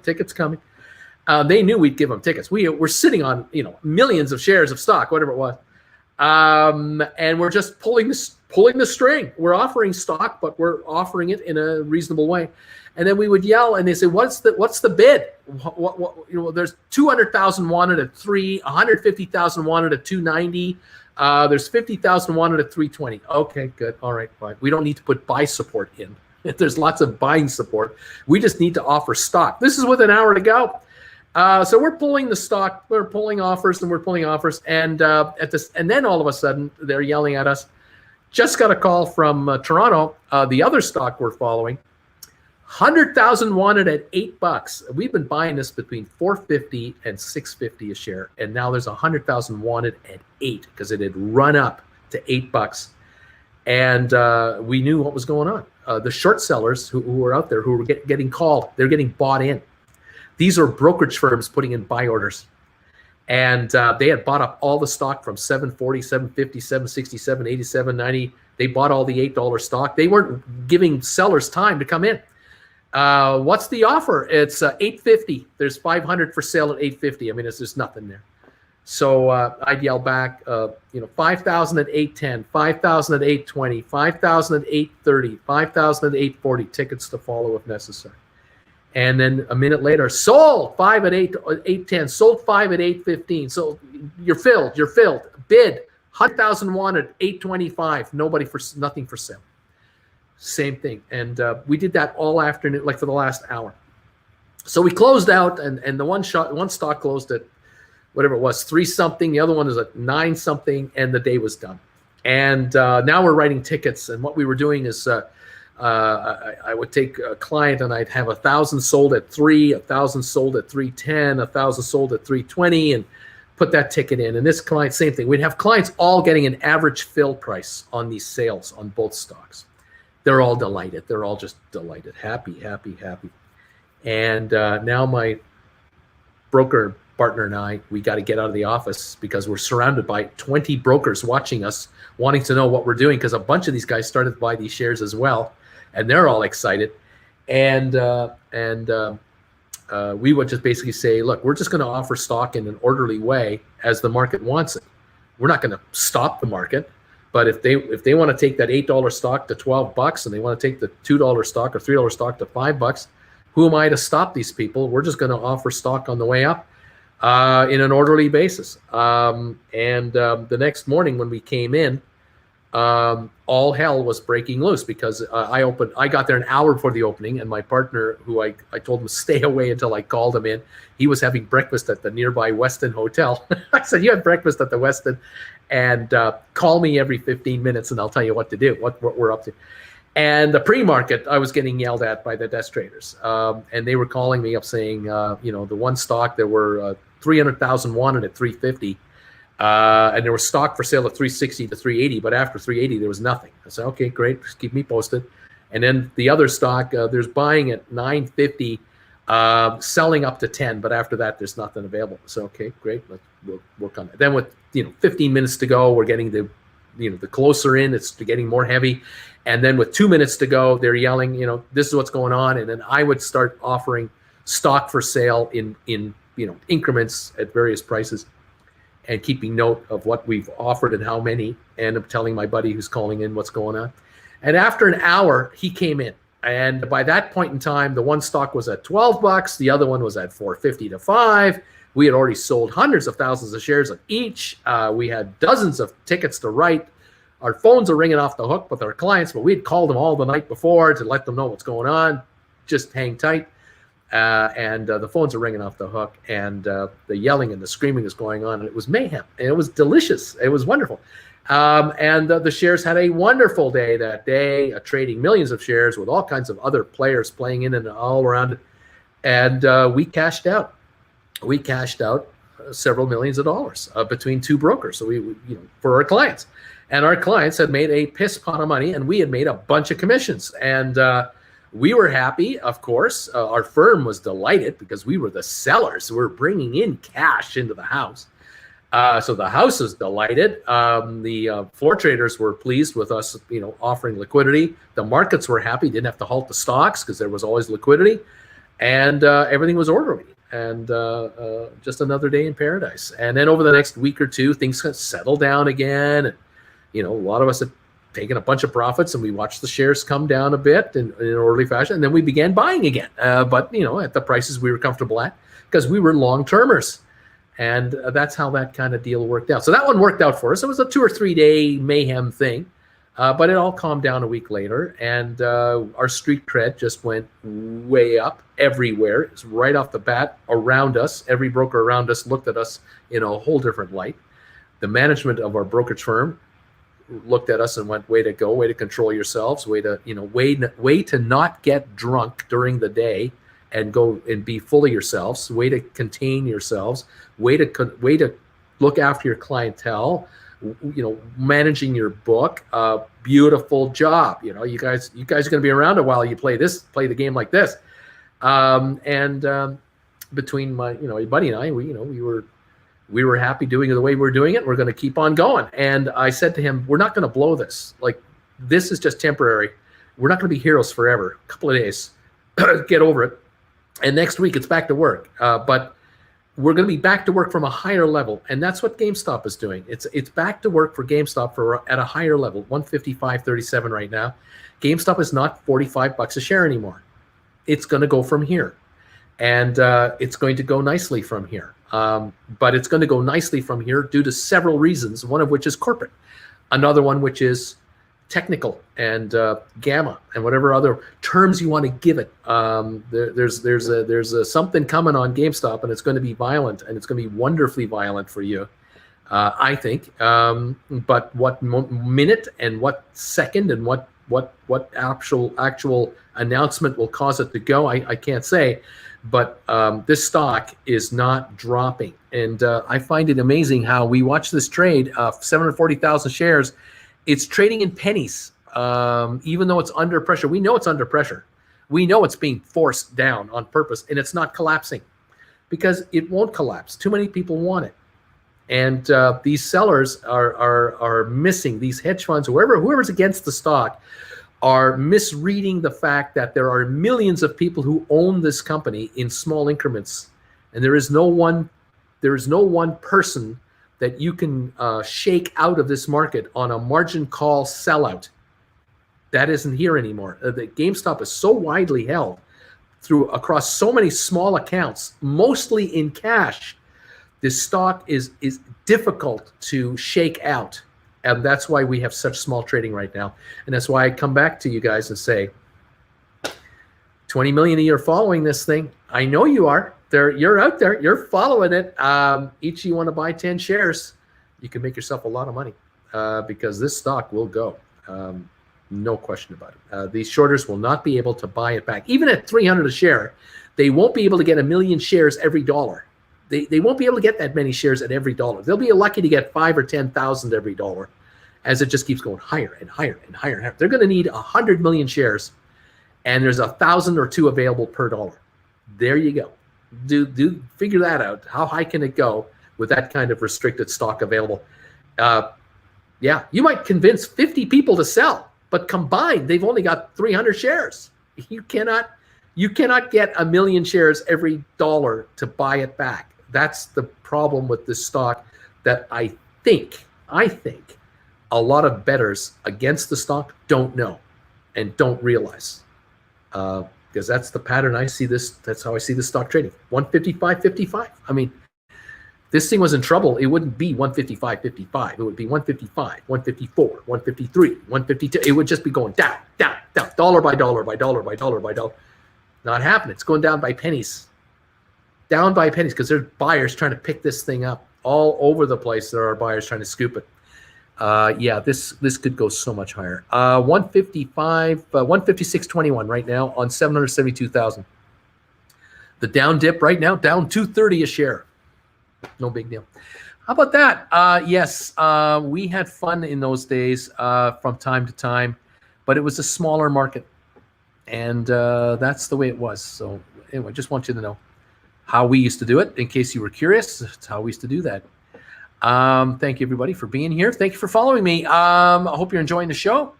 Hope I'm making sense with regards to trying to explain everything in plain English.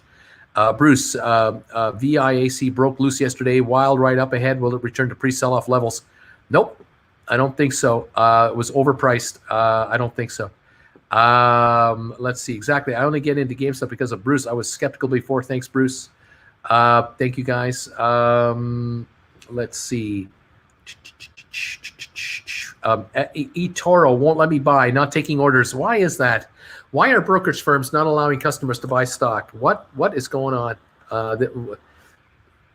How can that not be investigated by the regulator that regulates that company? Why are they not suspended? Why are they not being hauled on the carpet by regulators? What's happening? I don't understand it. Makes no sense. Anyway, what can I tell you? Thank you, everybody. Observe thyself. I'm assuming at this point in the game, people know Citadel is the enemy. Let's see. I don't need no Netflix subscription when I got Chillin with Bruce. How about that?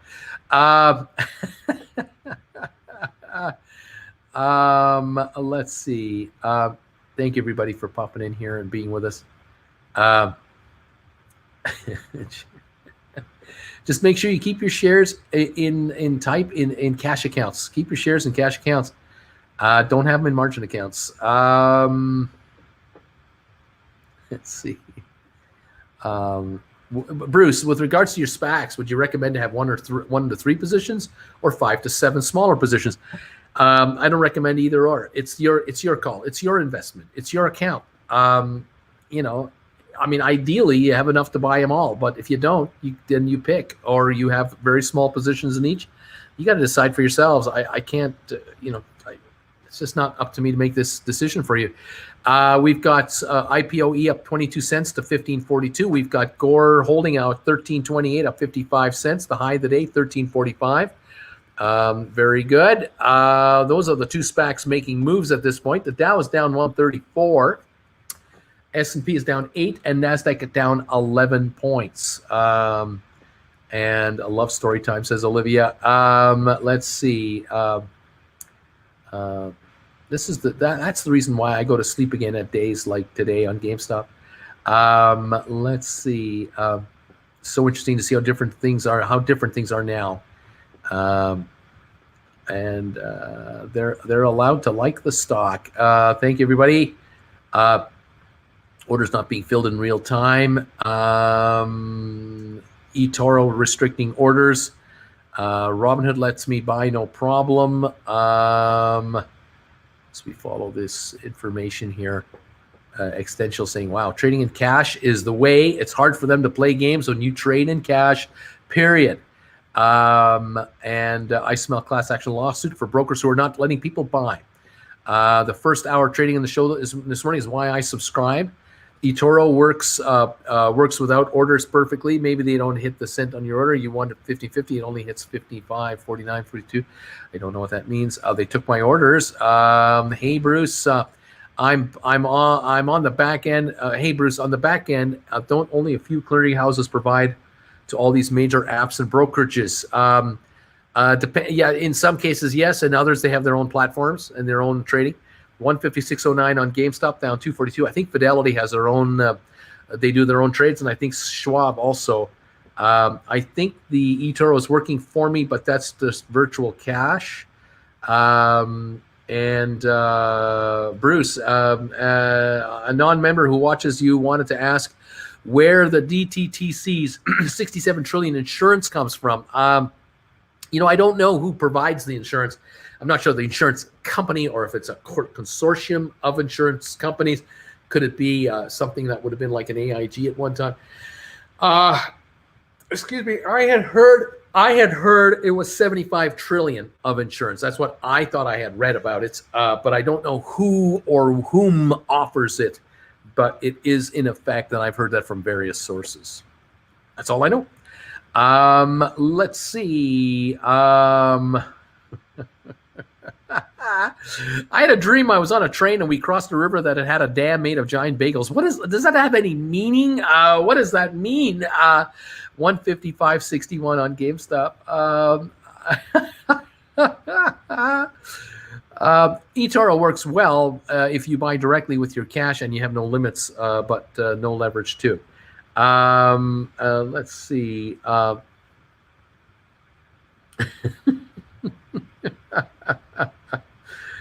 Oh gosh.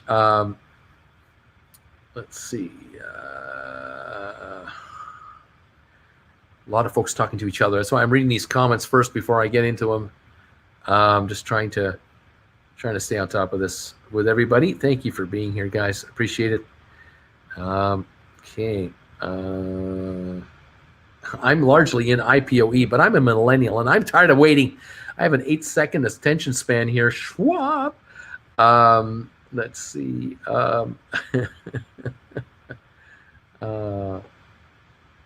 What color are those bagels again? 75 trillion. Wow. If you can't find it with phone, look at PC website nap. I don't know what that means. Let's go. Let's see what else is going on here.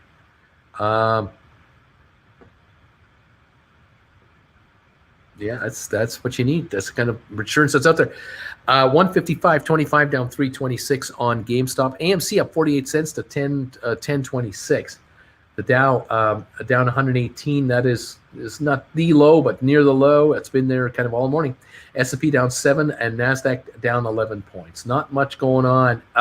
Mortgage rates drop below 3% again, offering opportunities to buyers and home buyers, showing you how low interest rates are. Quite interesting how that's working. TD Ameritrade does not allow me to sell covered GameStop calls. Too volatile. That makes no sense to me. Uncle Bruce, you're describing the first or second floor of the Moon Hotel to the moon. Bruce, if you have a limit order on the stock, but then transfer that stock from one broker to another, does a limit order follow to or get lost? It gets canceled. All orders get canceled between transfers. There shouldn't be any effect at all. Bruce, that is Bruce's naughty laugh, not me getting hair held today. When's the trivia hour? Tomorrow, 7 o'clock Eastern on TWB is trivia. Oh, man. AMC's up 5%. How about that? Let's see. Does Bruce like Hendrix? I don't know what it is. Are you talking about Jimi Hendrix? I don't mind Jimi Hendrix, I suppose. Paul Fidelity does. Bouncy Brownsy. Let's see. Bruce, do you think it's a good idea to allocate small percentage of savings into physical gold or real estate to protect its value? No, I think if you want to hold gold, you want to hold it digitally. You don't want to hold it physically. I don't think you need to do that. If you want to hold real estate, you can probably buy into a REIT that owns real estate, or buy a house if you want. I mean, buy physical, go ahead. But now you have that issue to deal with. Hi, Jen. How are you? I'm fine. How are you? I'm good. Welcome to the morning. Welcome to Thursday. Thank you. Yeah. Yeah. I had a request the other day. A request? Mm-hmm. Okay. So I thought I'd just, put something on. Jewelry. Jewelry. People are asking for jewelry requests. That's right.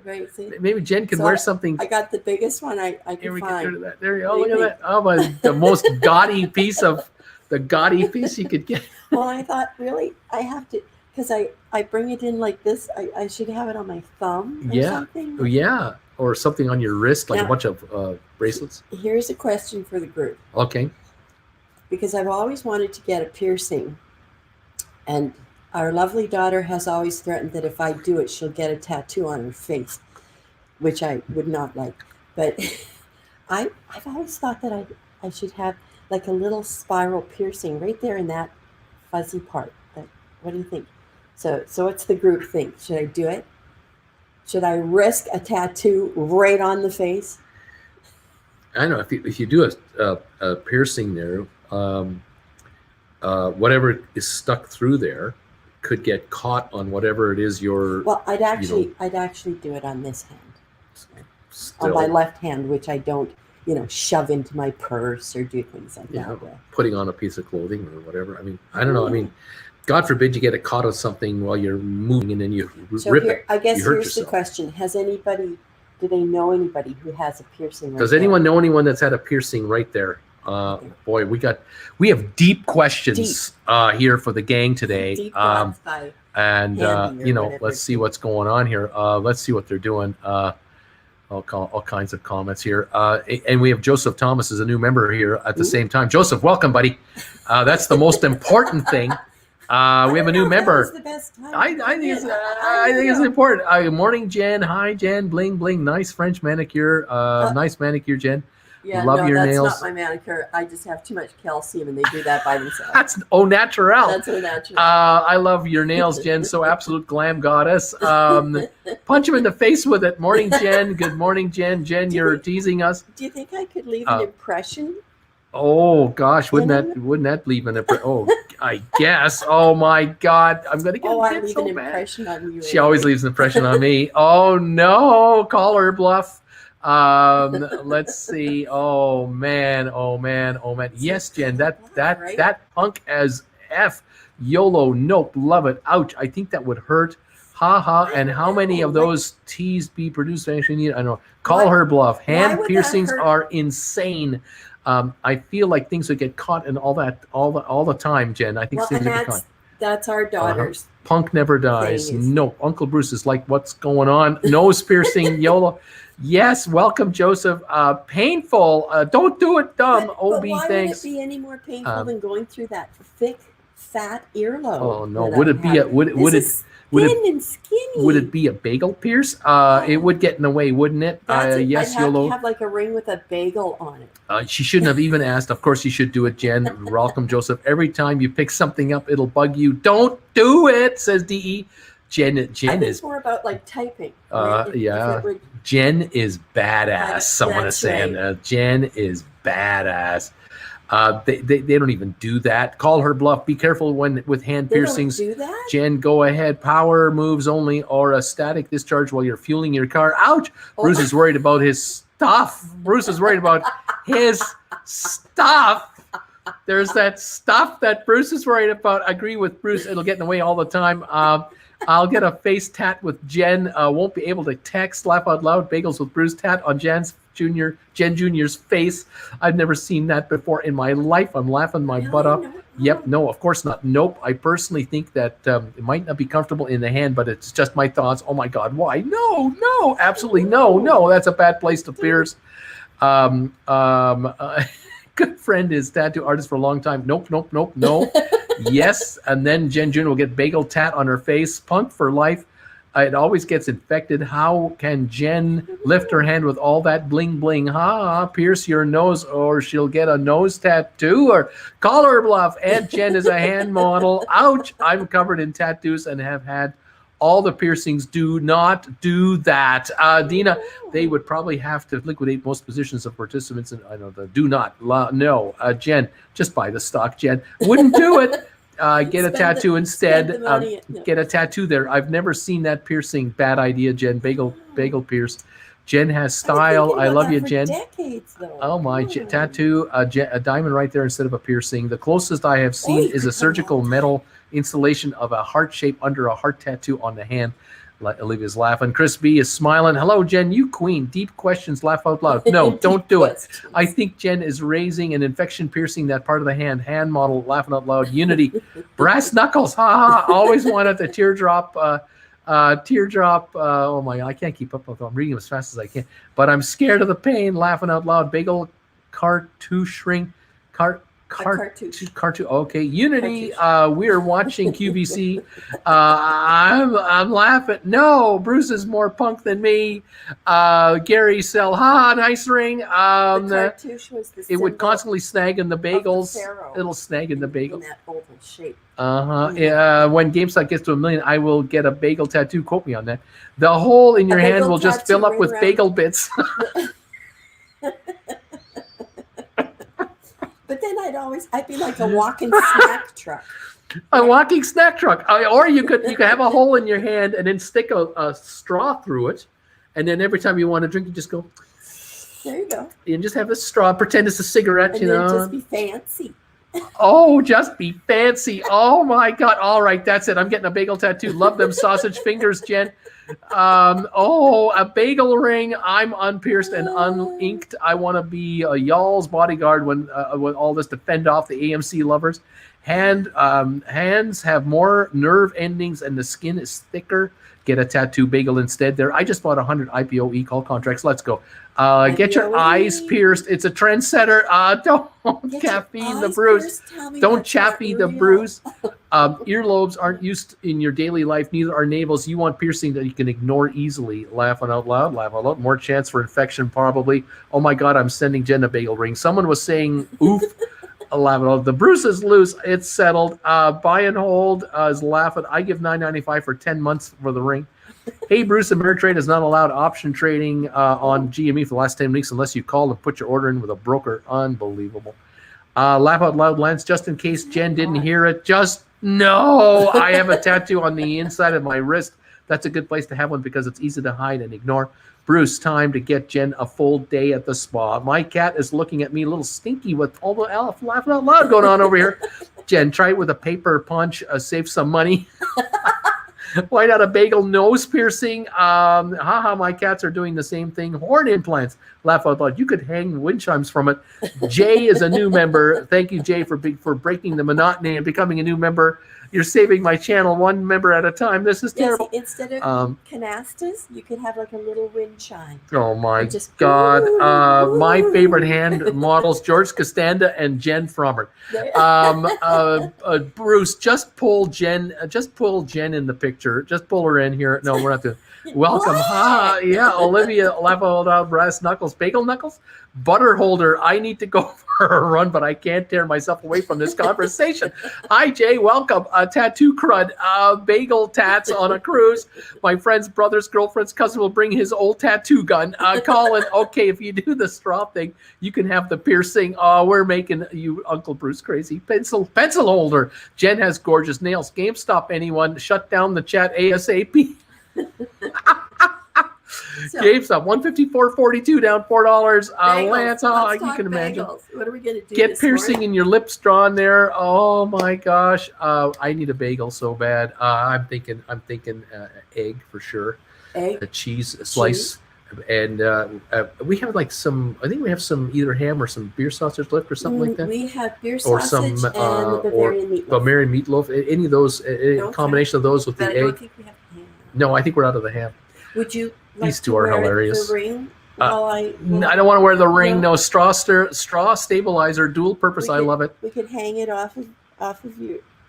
No. Okay. Man, Man, you guys. Oh man. I'm gonna get a portrait tattoo of Jennifer Aniston with Uncle Bruce instead of diamond hands. Jen's hands would be the cornhole board. Man, heaven forbid if you get your hand caught, who's going to make my bagels?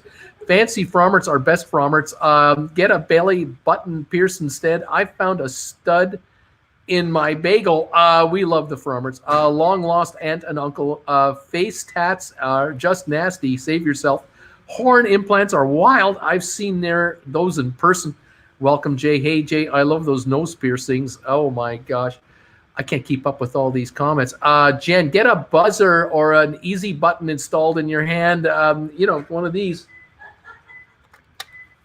That was easy. Yeah, get one of those. So simple. How about some dermals on her back dimples? Oh my gosh. I saw elbow. Jen is on fire this morning. Can we start shorthand piercings? Baked Baking is a new member of this channel. Baked Baking, thank you for saving us. I need all the help I can get. Thank you. That was easy. I need all your help, Baked Bagel. I'm long on Jen's piercings, laughing out loud. Bagel logos. Welcome, Jay and Bagel. What else to rock? Anyone else want to rock? We need bagel power. Volume is miserable. Welcome, Jen. No. Welcome, Baked. So much fun here as always. Bagel emojis everywhere. Jen fussing over Bruce. I'd pay for that show. Jen really wants into the video, I think. With GameStop set to pop, what donation level is having tassels that we can all put on? Uncle Bruce should get a bagel on his forehead like Dr. Manhattan. AMC looking good this morning. Bruce, can you explain credit spread options? No. Colin, Logan's Run Diamond Head Baked Bagel. Uncle Bruce should get a bagel tattoo. 155.62 on the stock. We're down 289. Shut up. We're not getting a bagel tattoo. Jeez. Laughing out loud. Welcome back. Baking. I want a rock, says DE. I want a rock, says DE.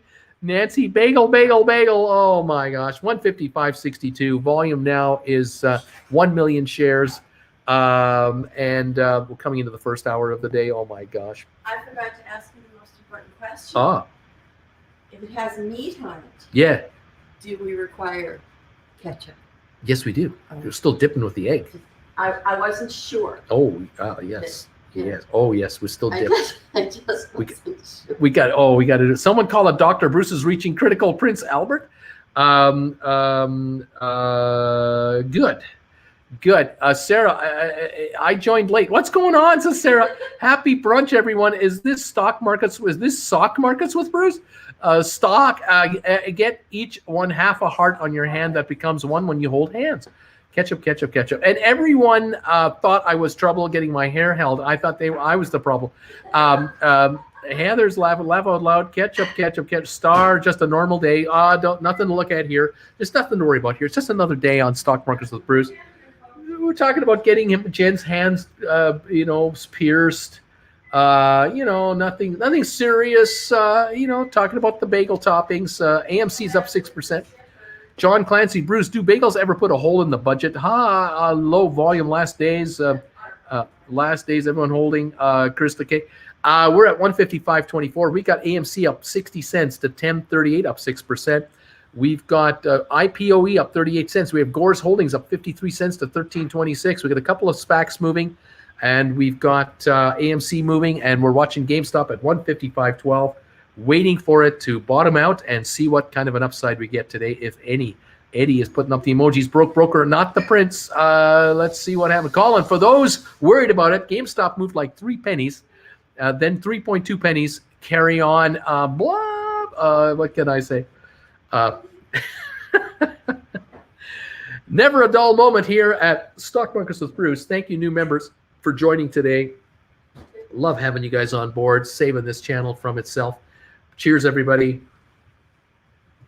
We got our first couple of orders actually yesterday. They started coming in from Redbubble for these items right here. We have new logos.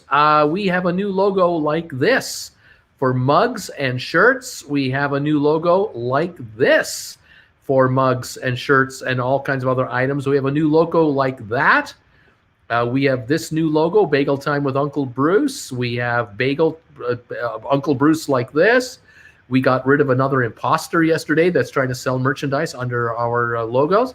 We've got these logos now on shirts.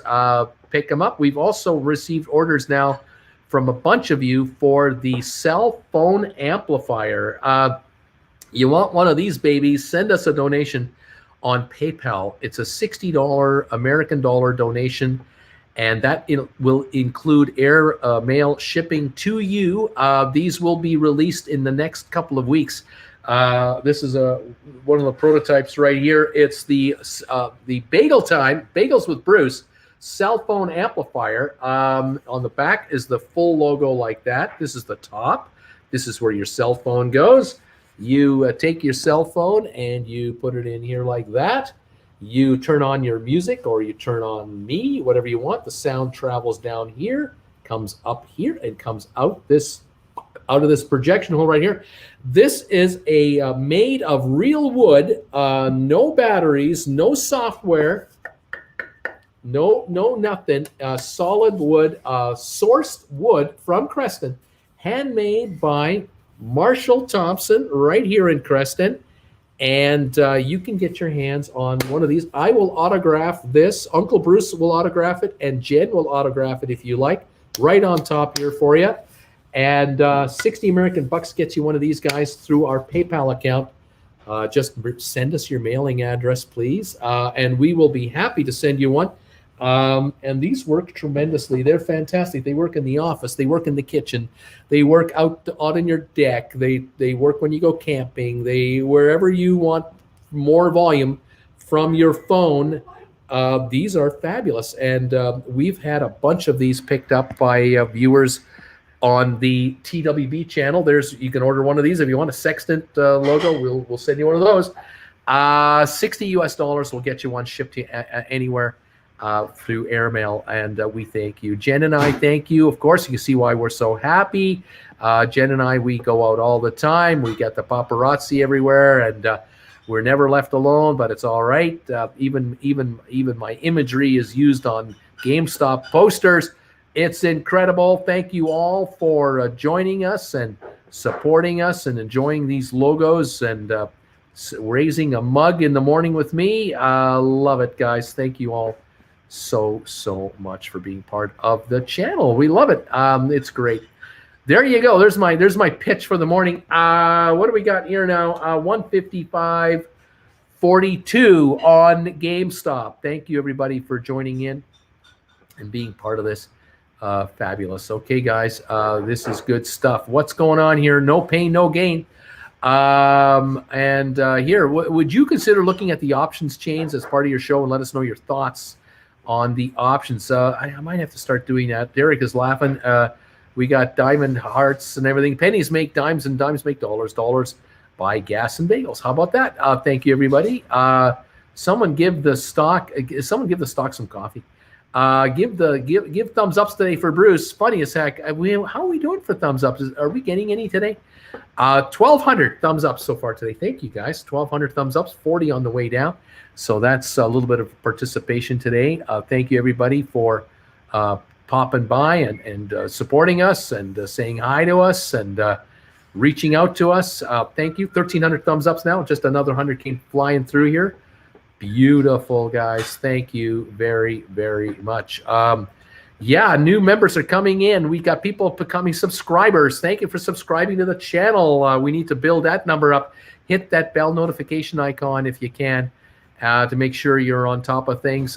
Thank you. We are climbing everywhere, and it's fantastic. I really appreciate it.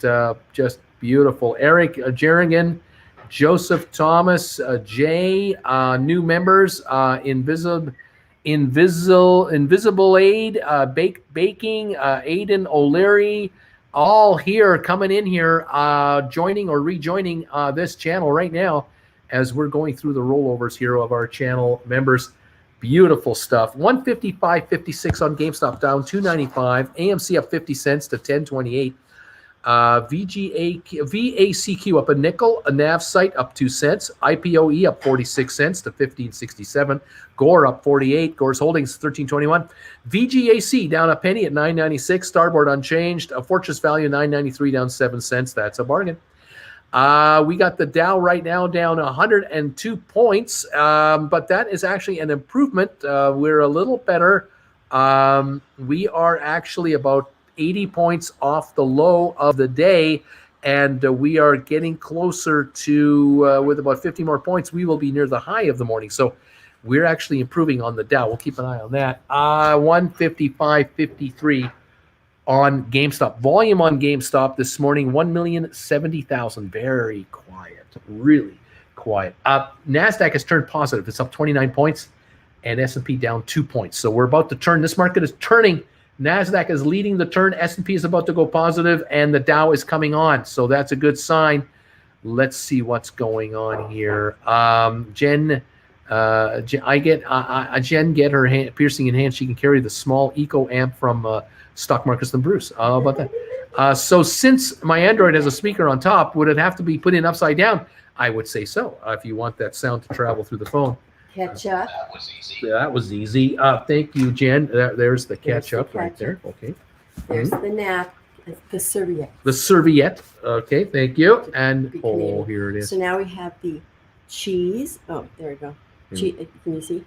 Here we go. Go ahead. Yep. So the cheese, the egg, a selection, and a perfectly toasted bagel. How about that? At least once a week, I come out with a perfectly toasted bagel. I'm so lucky. Once a week, I get a properly toasted bagel. What could you have to look forward to? Yeah, I guess something to look forward to every week. If we go to Friday and you haven't had one yet, you must be so excited on Friday. Oh, knowing it's coming. When I get a perfectly toasted bagel on Fridays after a week of not, it's a thrill. It's a thrill. What can I tell you? Awesome sauce, man. Thank you, Miss Jen. That's fantastic. It's just lucky me, man. Living with a hot wife that makes bagels for me. I mean, how good? How get better? Tell me where does it get better, Nat? I don't think Brad Pitt had that kind of happiness. Poor bugger. What can I say? Thank you all so much. Jazz wants to rock. Yes, indeed. Good morning, Stock Markets with Bruce and Bruce family. I want that in my tummy now. I want this bagel time. Jen, would you deliver outside of the house? I'm so hungry. That was easy. Fantastic. That was easy. It was. Thank you all for being here and hanging out with yours truly as I get ready for my bagel here. Ooh, it's so good. So good. It's very Olivia, thank you. I'm still waiting on my last order. What can you say? You can't do better than that, Bruce. She's a keeper. That was easy. Living the dream. Indeed, we are living the dream, the bagel dream. Absolutely. Thank you, all of you. 155.64 as I begin to chomp on my bagel today. Thank you, everybody. A little dip in ketchup there. So good. Double check my phone there. There we go. 155.55. Come on, GameStop. Let's go to the moon, please. Whew.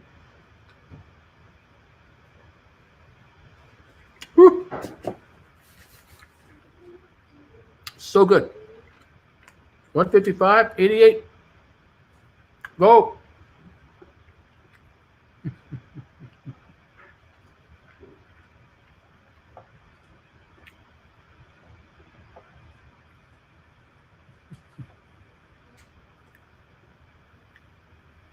Do you cover the spare ribs? No. The spare ribs go inside a roasting bowl, a roasting pot, like a big, one of those big, I don't know, steel, roasting pan, and with a lid on it. So yes, we cover it. We keep the lid on it. That keeps the moisture inside it. In the oven, 5 hours, 250 degrees, and the ribs get super soft. We take a rack of back ribs, cut them in half. So we have like an 8-inch length maybe.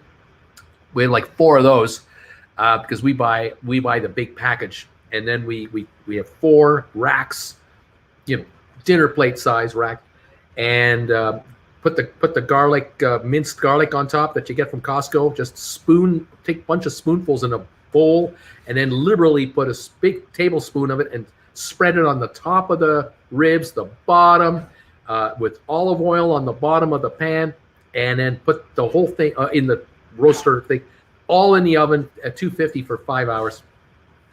And then you take them out of there, and you put the ribs on a baking sheet, which you make sure to you cover in a little bit of a cooking oil with a paper towel. You spread the cooking oil all over the top of the baking sheet to make it just slippery, so that nothing sticks. And then you've got the ribs on the pan, and you're using barbecue sauce, and you're squeezing it and spreading it out on top underneath the broiler. And you watch the broiler for like a minute or 2 or 3. Watch the barbecue sauce get crispy under there as it heats those ribs up much hotter, obviously. Bring it out, make sure to wear your gloves, and then turn the ribs over and barbecue them again, barbecue sauce them again. In they go for another minute or 2. Out, turn them over again, another application, second time, in and out, and turn them over one more time, barbecue them, sauce them again, in they go.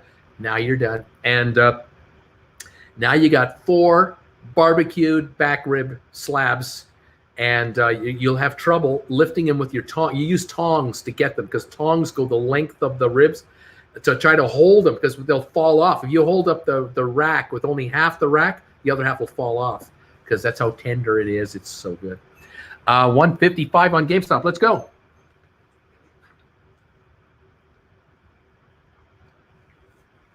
Oh, yeah. Oh, yeah.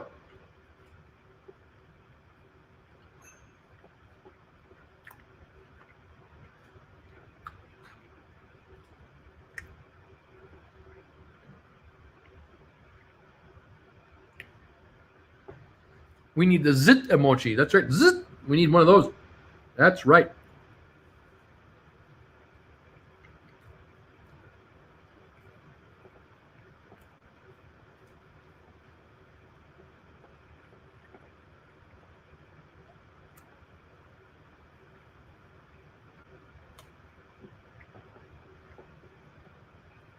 I'm starving, man. I'm starving.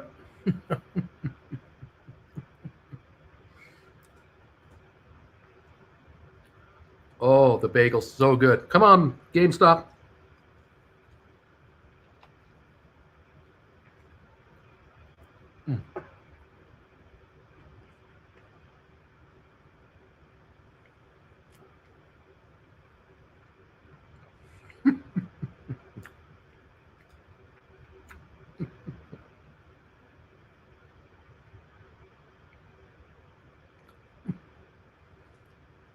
Now I want ribs. What does Jen like on the bagel? We have to ask her that.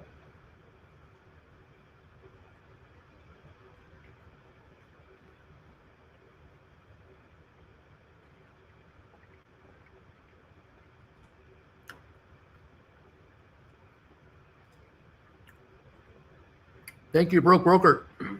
Thank you. Who knew?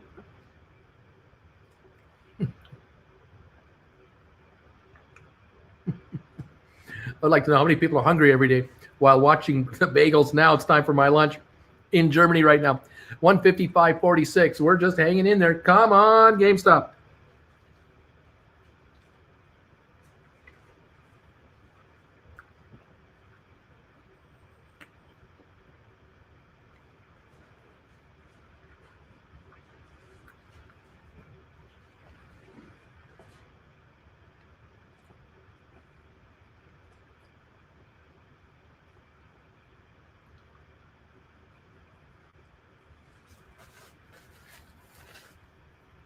First half done.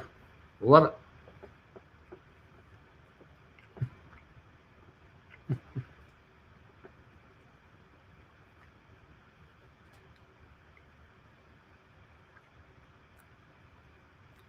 Second half. Getting ready for the bagel. 155.45. We just need a shot for this stock. Let's get going here. Okay, it's time for my bagel too. Remind me again, what's going on with IBM, please? Making money. First up quarter in earnings in 11 quarters. They just posted, and it was wonderful. And they're expecting a bigger growth curve as the year goes on. Shares are being upgraded. They're going higher. They're just going to go higher. They reached the 140 something level the other day, 143 I think the other day. Very, very good for IBM. Where am I? Here I am right here. Keep an eye on things here. IBM 142.59 right now, down 96 cents. Had a great week this week, and it's a good buy. It's a company that's now growing on a capital basis, and also it pays a wonderful dividend. No complaints, no problemos. AMC 1035 now, 1036 up 58 cents on a good day for AMC today. Definitely improving there. Nice to see that. Gore's Holdings at 1323 up 50 cents. Very nice to see. It's holding 1325 quite nicely right now. I like it. IPOE is up 73 cents, up 76 to 1597. Surging right now. IPOE going through 16 here. Any moment it is coming on like gangbusters. Way to go, IPOE. I hope you folks got into this thing. I mentioned it, of course, the other day. Fantastic. All right, GameStop 155.21. Here we go.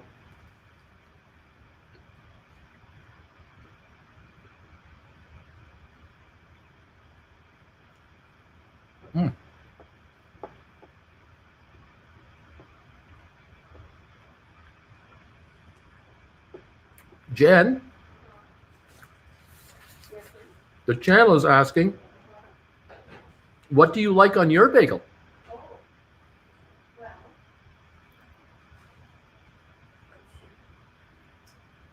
Very often I'll just have a bagel with butter.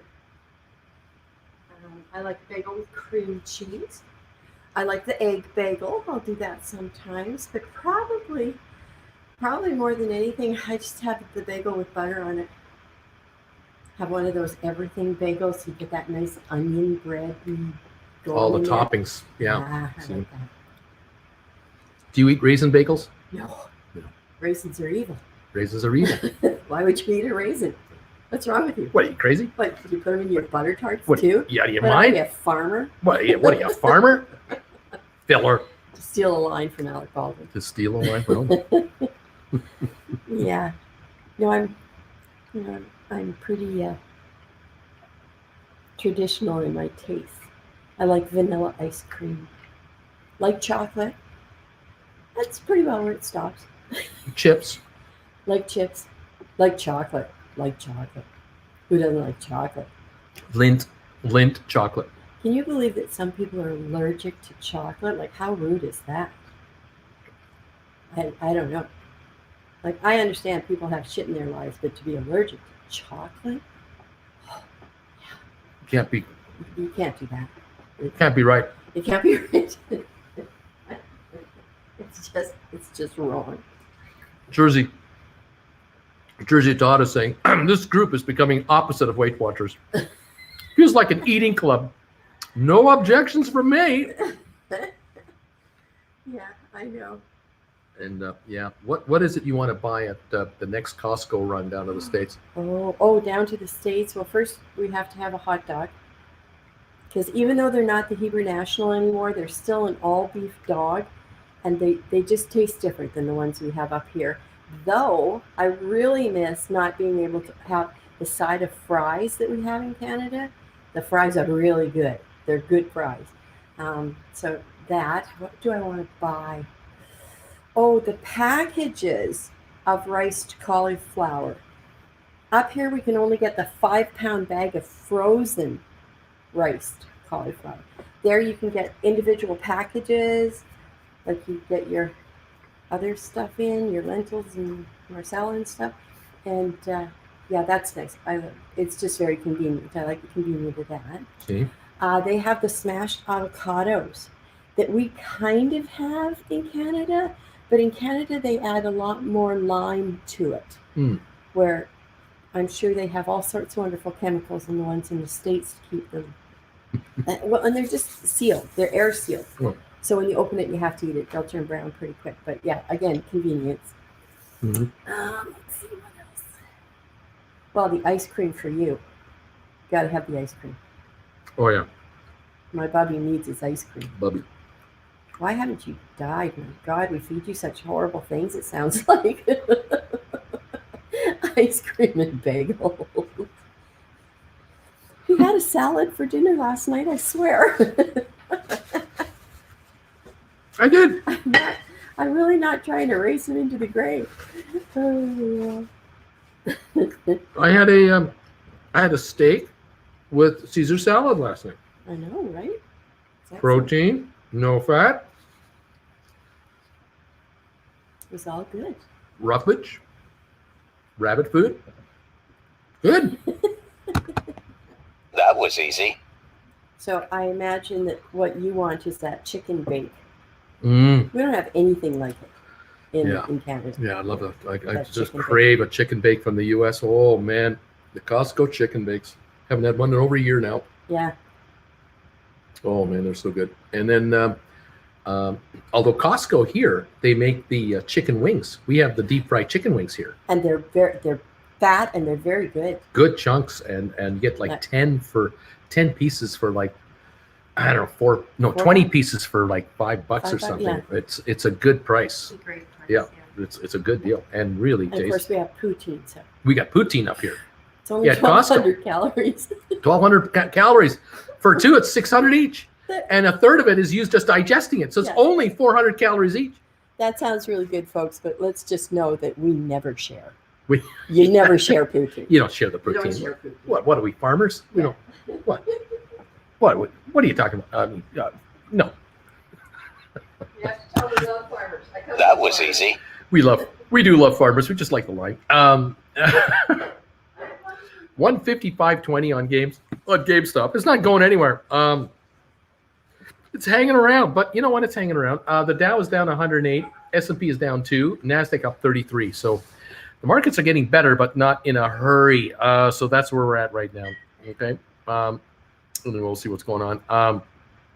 Could the bagel producer make now more money thanks to a bagel influencer? I bet yes. And it's a good buy to hold a bagel stock. By the way, I hope it's tasty again. Do you have tips for sweet bagels? No tips for sweet bagels. That's why they tried to margin call me back in January after not allowing unsettled cash trades at 37, but sure to let me blow out 20,000 margin at 293. Ha. Let her rip. Observe thyself. What that means. Uncle Bruce, is it possible the hedge funds could dig their way out of their short positions through dark pools? No. No. Sooner or later, you got to buy that stock back. The stock that is short has to be bought back. And it's been shorted. And it's out there. It's got to be picked off. No. I don't think so. IBM have been trying to compete with AWS for a while. Let's go. Raisins are evil. Oh my, Ashley, I'm about to do an everything bagel cheeseburger. Yum. There you go.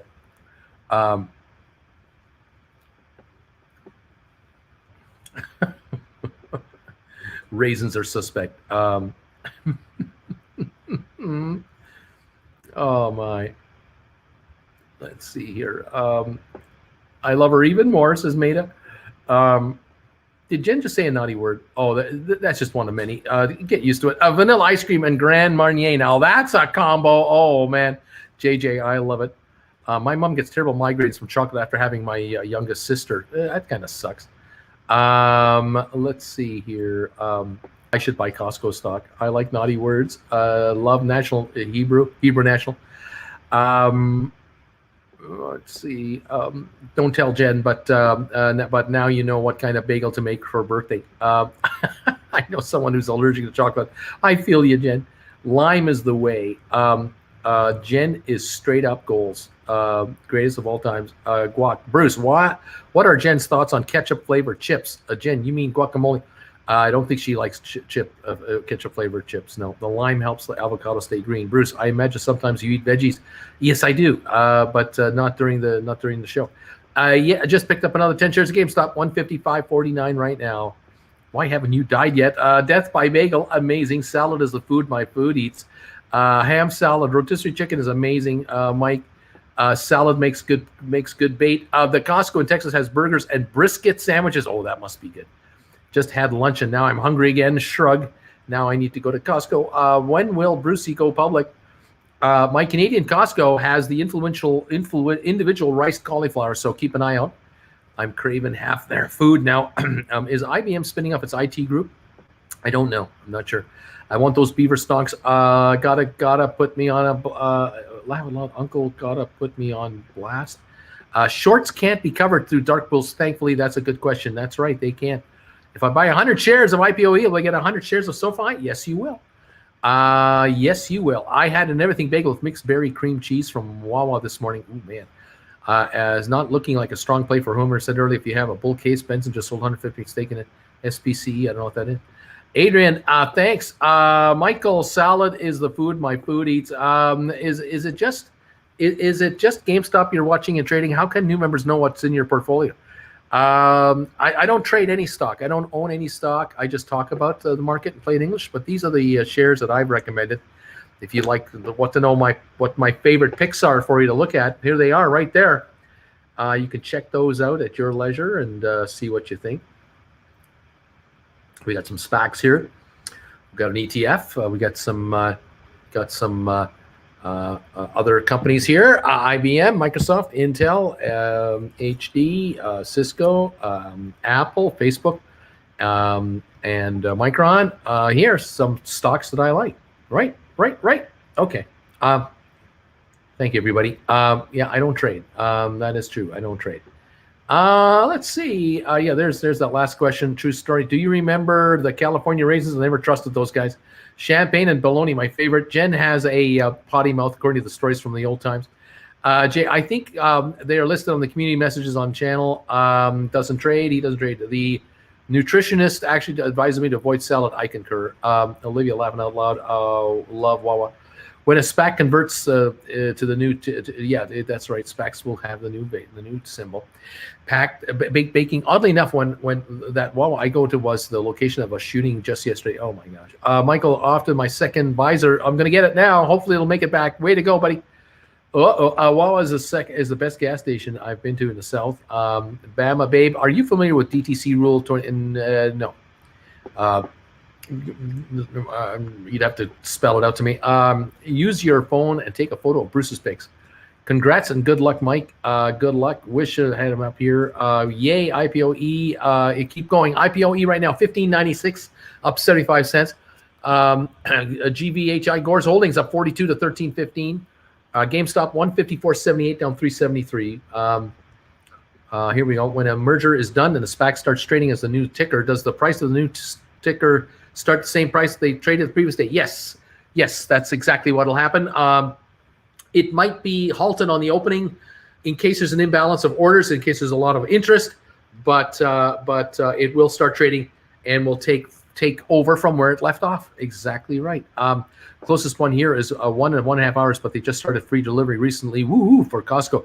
Can you remind me of when they might be merging in the next 30 days? So soon. Michelle, did you see the photos or pictures of all the cruise ships going to scrap yards? So sad. Yes, we know about those.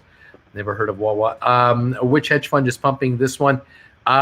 Michelle, my bell. Oh, thanks. Kind of sad. I'm not complaining. Let's see. Nothing like some healthy GMOs courtesy of Bill Gates. Okay. 155.06, 155.10 on GameStop. We have been bottoming out now for about an hour, wondering, are we through it and are we going to go higher now? What's going to happen? Yeah, what is it? Wizard Hour was asking. Lord have mercy. So you've heard of Bill Bates? Have you all heard of Bill Bates? Bill Gates. Anyway, there you go, guys. Thank you, those of you who are watching live. We have 1,400 thumbs ups today. Appreciate that very much. 2,000 of you are here. Thank you for the 1,400 thumbs ups. That's very kind of you. Thank you for those of you who have been becoming members today. Beautiful. Love that. Thank you, those of you who have been sending us kind messages. Appreciate it. Those of you who are renewing your memberships as well. Thank you for that. Absolutely beautiful. We got someone making a purchase on Redbubble. Oh my, what did they get? Oh, somebody got a fitted shirt of the new logo. Fantastic. That is awesome. The new logo has just been acquired. That is beautiful. It looks great too. That is fantastic, guys. Appreciate that. Nice. What else is going on here? Beautiful, guys. Thank you for all these kind words. I'm just checking my emails coming through here as well. We're at, let me just take a look here. That purchase, this is the purchase right here. Somebody purchased one of these shirts with that logo on it. Fabulous, man. There's the coffee mug version, and there's another t-shirt version. Beautiful, guys. Thank you, everybody, for your support. That was me. I just bought the shirt. I love it. Oh, Ashley, way to go. Let me know how you like it. Those of you who don't know, we have a Facebook group page for Stock Markets with Bruce. You can join it, and then you can post photos. If you get your stuff in the mail, post photos of your stuff on Stock Markets with Bruce on Facebook. That would be terrific. We apparently also have a not apparently, we do have a Discord page, Stock Markets with Bruce on Discord, and you can join us there. I'm not often on it myself, but I have a gang of folks that are on it all the time after I go off the air, constantly talking, and I think a lot of photos are shared there of Stock Markets with Bruce merchandise, including folks who are getting these and getting these. And so thank you for joining the Discord page for Stock Markets with Bruce on Discord. It's fantastic. Yeah, this is good stuff. Thank you, Ashley, for ordering a shirt. Okay, did someone say cake? Cake. I wish In-N-Out Burger was here as well. Oh, I wish we had In-N-Out Burger in Canada. We just don't. We never had it. Oh, it's pretty good. Oh, who said cake? Love Meat Cheesecake Factory stunk. Oh, interesting. I guess they're not here in New York, in North Carolina yet. I drive all over the state, haven't seen one. Not In-N-Out, no. Select states so far. Let's see. Okay.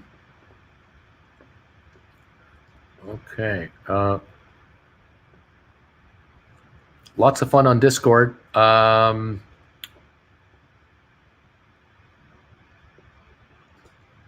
Where can I find the Discord link? That you will get soon from me when I figure out how to do this. I'm getting assistance in this area. What can I tell you? In-N-Out is good, but have you had Five Guys? Yeah, Five Guys are okay, but I kind of like the In-N-Out too. I really like the service at In-N-Out, the atmosphere inside an In-N-Out. It's pretty cool.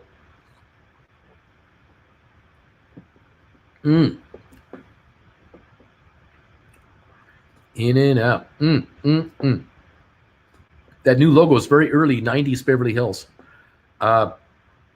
In-N-Out inching its way north now. 3 in Oregon. Right on. I sure hope they get to Idaho. If they can get up to Coeur d'Alene, that's 2 hours, 20 minutes from here once the border opens up. Oh, that would be fantastic. Baking, try our Uncle Bruce. I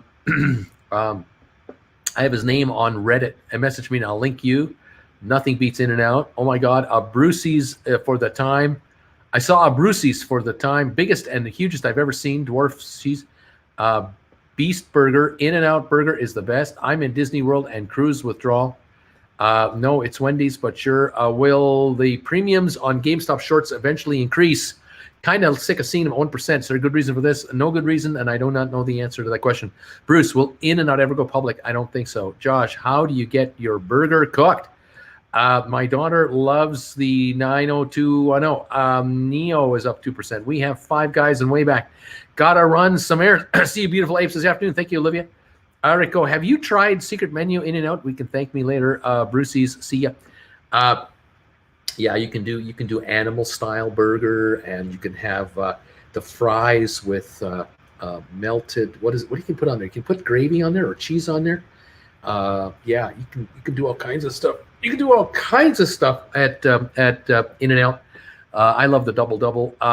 If it goes public, it'll become like McDonald's. Worst thing could ever happen. They're not going to go public. Bye, Olivia. We'll see you later. Take care, Olivia. Made agree. I've only been to one In-N-Out once, but it was spectacular. It's only a matter of time. They're not going to go public. They're a family-held private company. They only build with cash. They almost don't borrow money. They build new locations cash only. That's why they don't grow as fast as other outfits.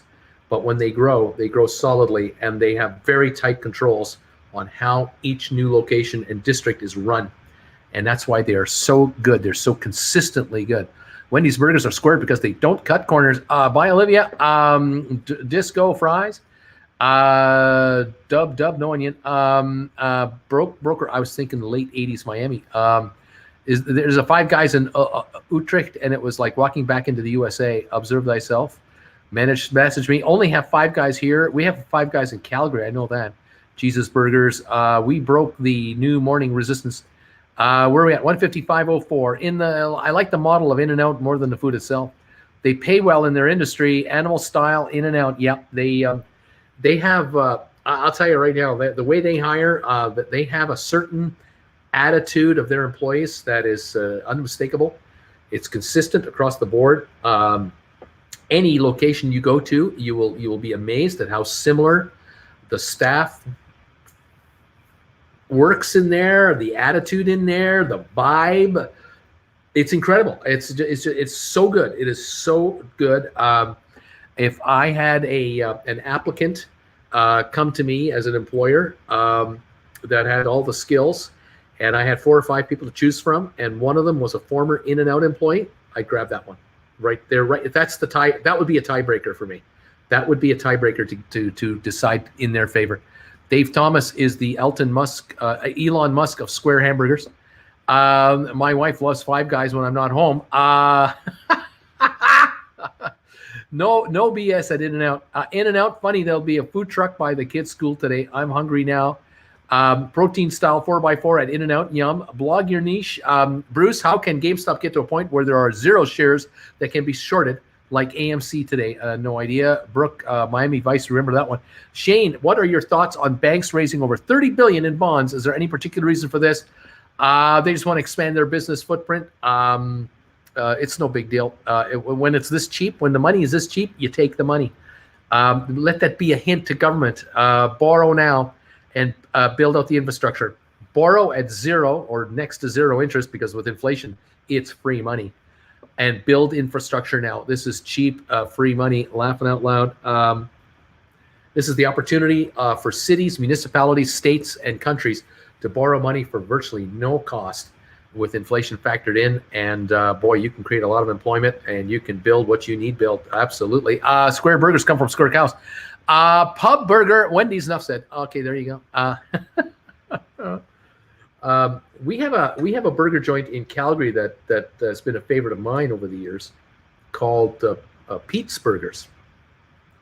They used to have just one location, Pete's Burgers on 16th Avenue, which is Highway 1, the Trans-Canada Highway through Calgary. But through Calgary, it's basically a 4-lane busy boulevard with Pete's Burgers right on the spot there. And I tell you, during the winter and springtime, Greyhound buses are coming through there on the way to the mountains. They're taking skiers to the mountains. They stop at Pete's. Everyone gets out, loads up on their food, and takes it onto the bus. And then the bus heads out of town, and people are eating from Pete's Burgers on the way out of town.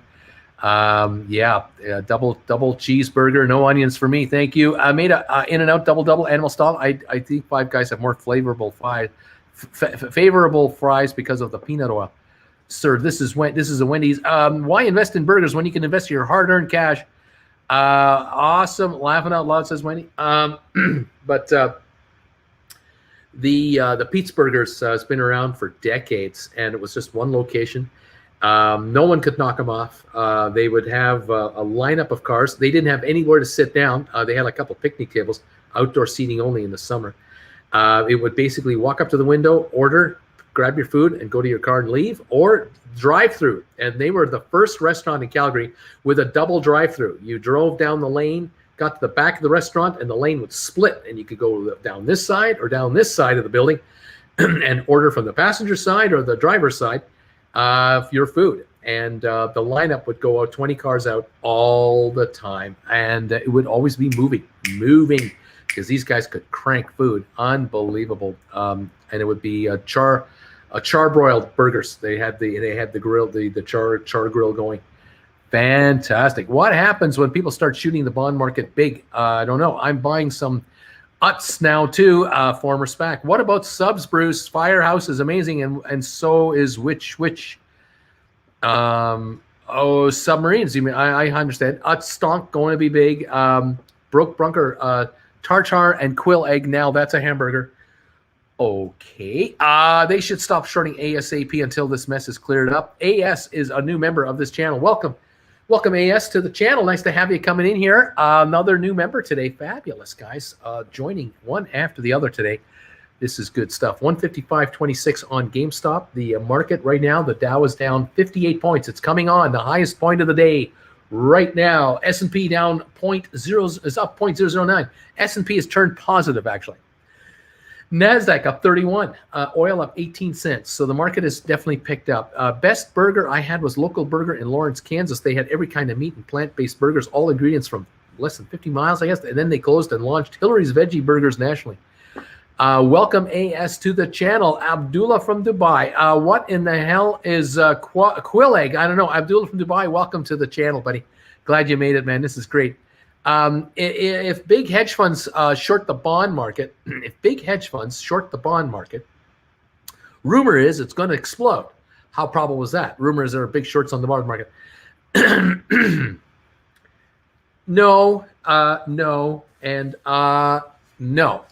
Hedge funds, with all the money they have, all the power they have, they're nothing compared to the bond market. Nothing. You're up against countries, corporations and countries. You will not overpower the entire planet. Sorry. We love you, AS.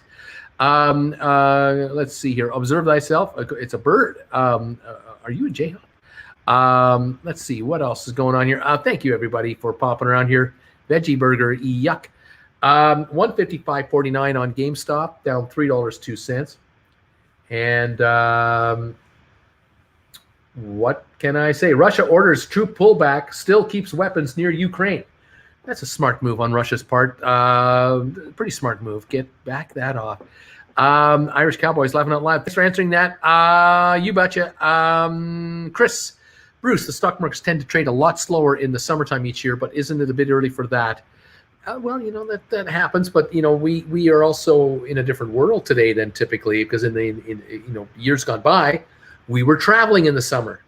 Who's traveling this summer? How many of you are not going anywhere? May have a lot of activity this summer. Love our diversity of nationality, gender, and age. Indeed, now I want to punch a burger into my face. Born and raised rock chalk at Lisa B. Want a burger bad.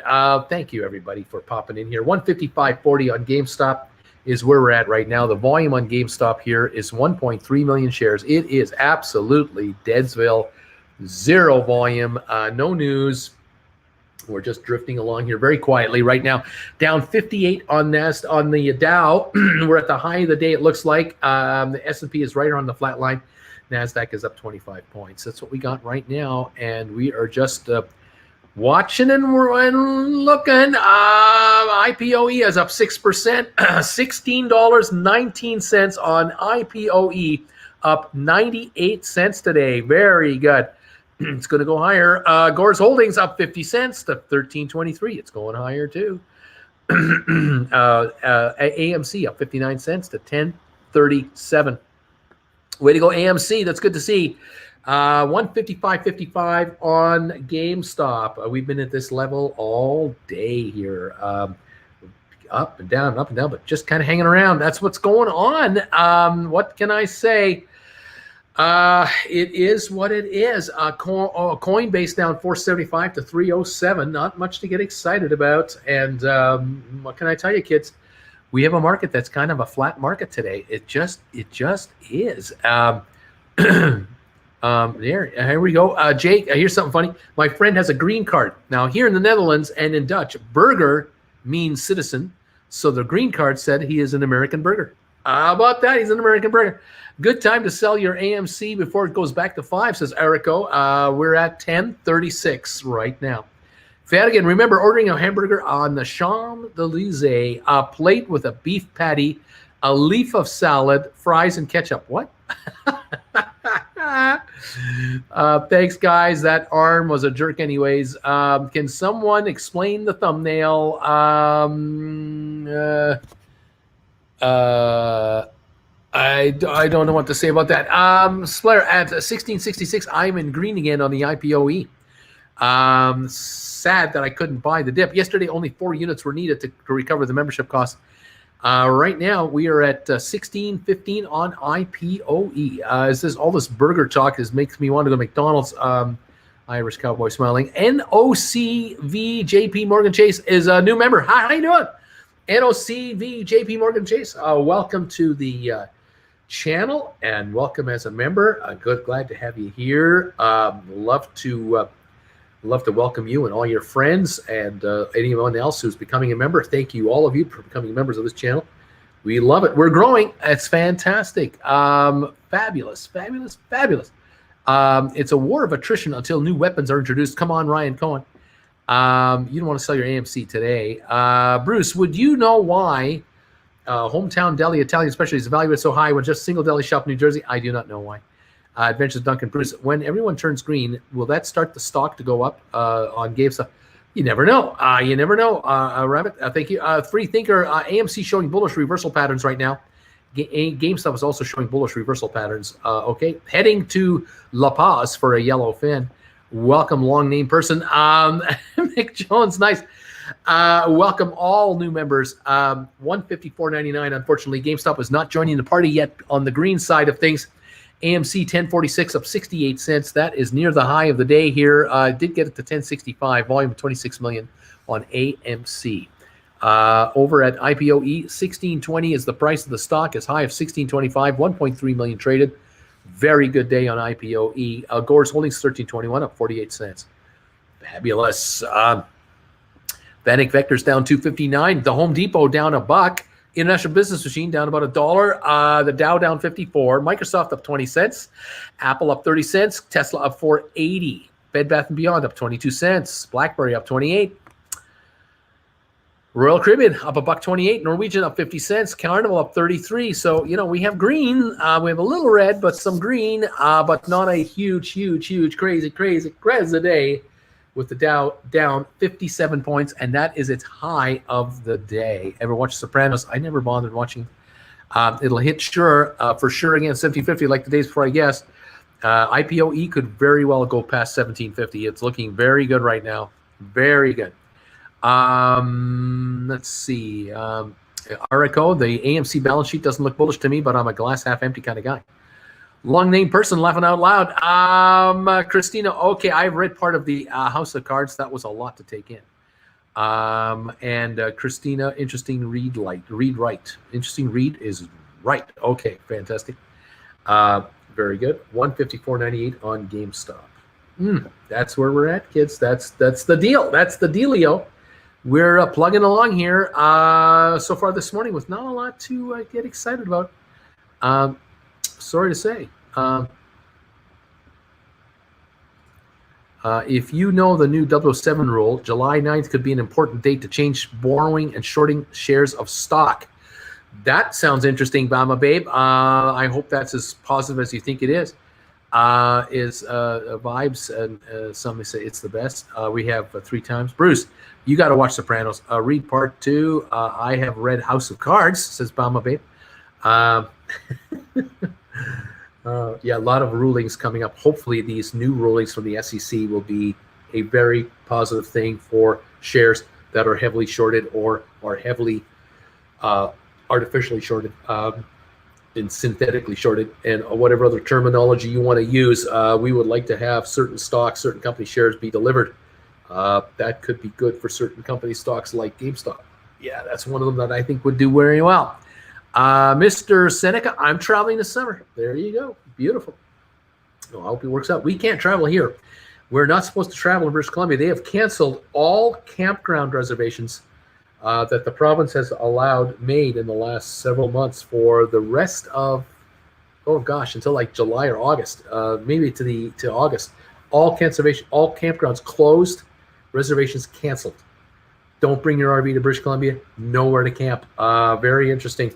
Private campgrounds, different matter, but they're under provincial guidelines, and I don't know what those are going to be. We'll see what's going on. HT Longale. Bama Babe, I read it also. I think it's only part 1. Might be more to come. Chris, if you like Westerns and Star Wars, check out the Mandalorian. It's incredible, and the origin of this is the way meme. All right.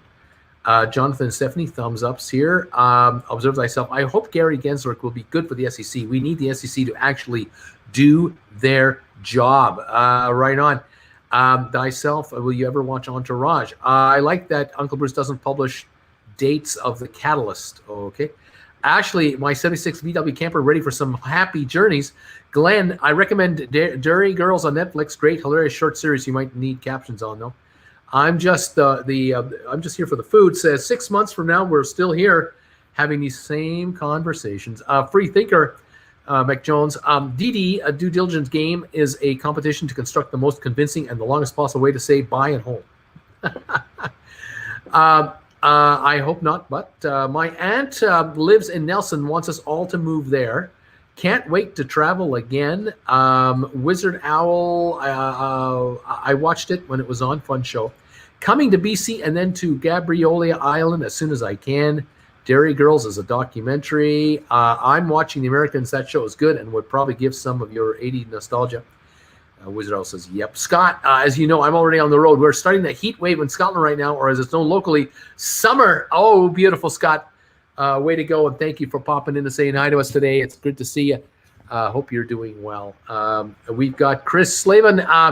Hey, Gary Gensler taught a course in MIT on cryptocurrencies and blockchain technology. It's all on YouTube. Loving it so far. Waffle Raptor, heard that was good. Gary Gensler, the new SEC, I believe the chairman of the SEC now. 154.10 on GameStop. We're not going anywhere. Down 449. AMC at 1036 up 58 cents.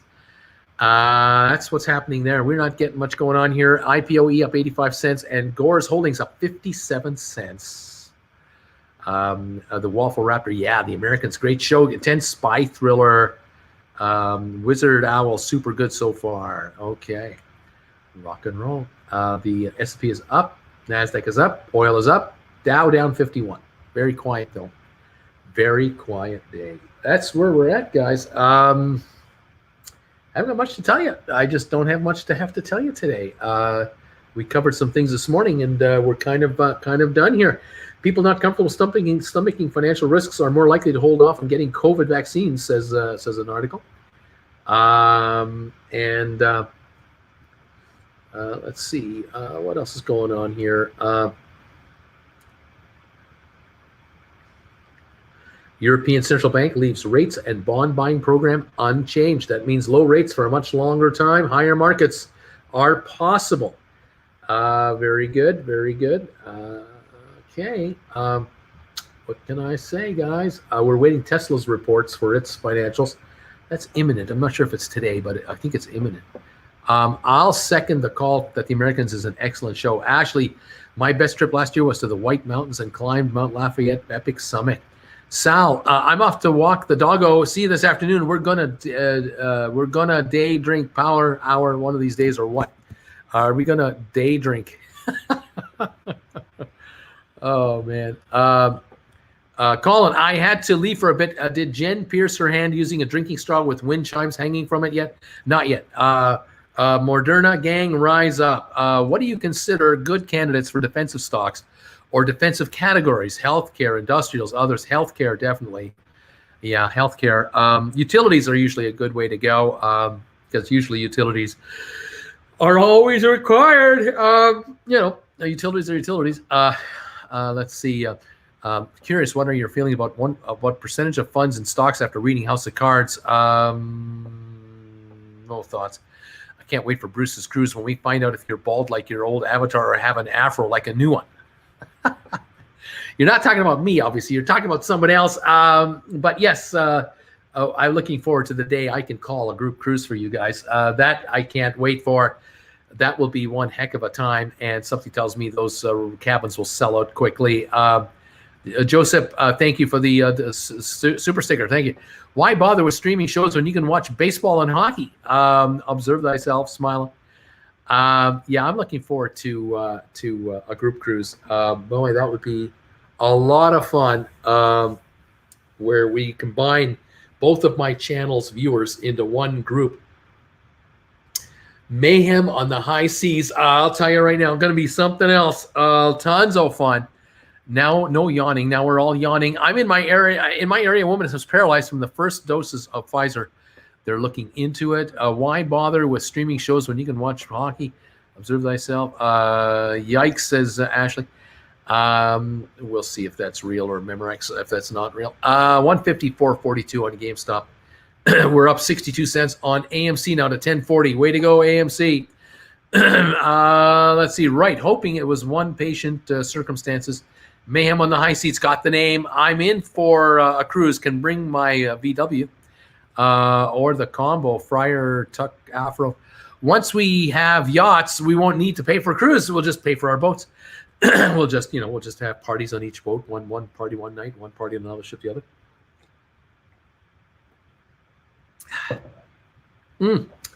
Thank you, everybody, for being here today. Thank you for supporting this channel. Thank you for resubscribing. Thank you for subscribing for the first time. Thank you for comments. Thank you for donations.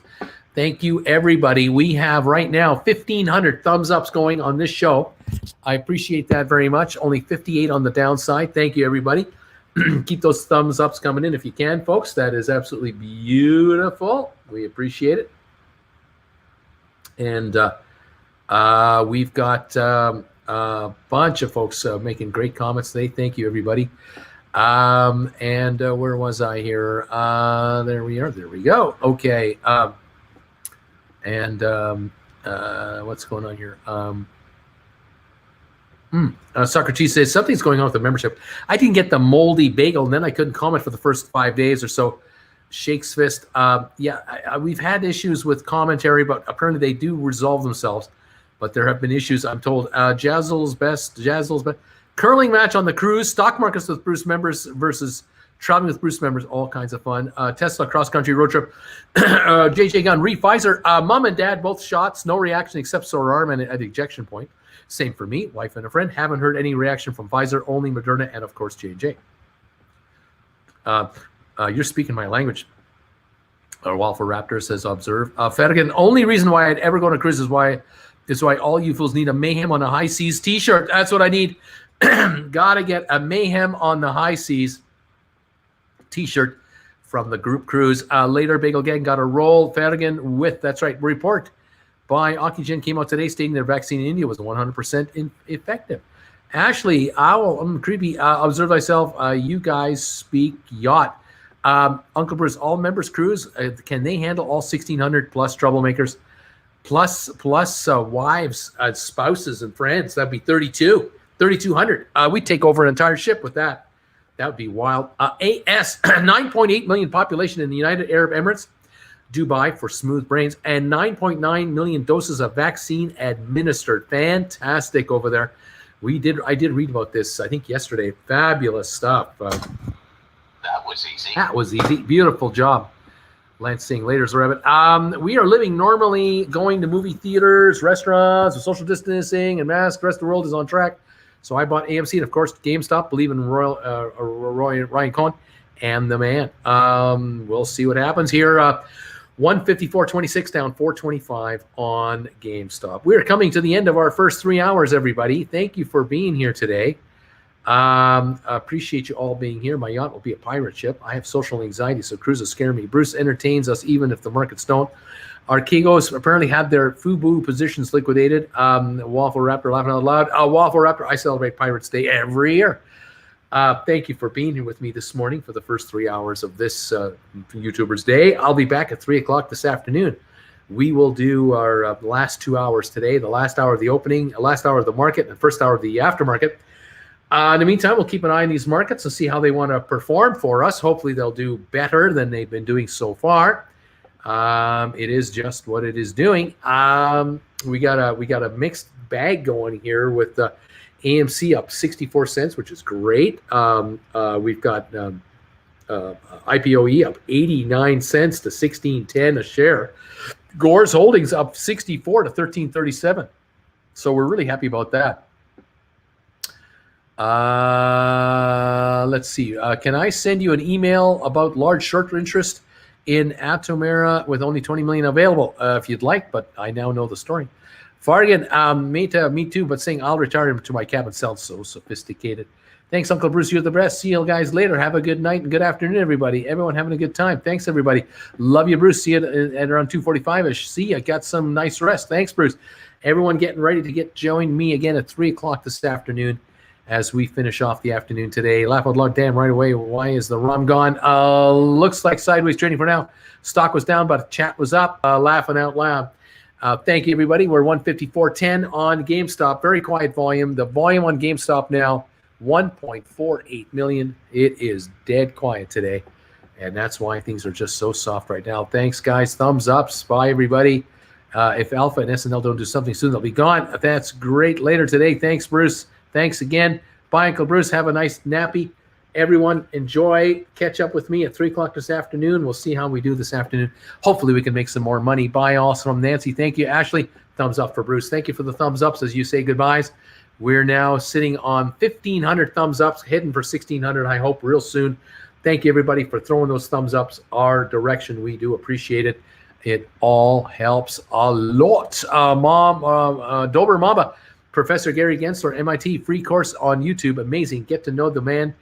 GG Money, blockchain could apply if GameStop offers digital dividends. Interesting. Wizard, see y'all. Discord, go there. Nap time. Thanks for the help. Thumbs ups. That's right, guys. It's all good. All right, everybody. We'll see you this afternoon at 3 o'clock, and make sure to check in with us then, and we'll see if we can make us some money then. Thanks, everybody. Bye for now. Here we go.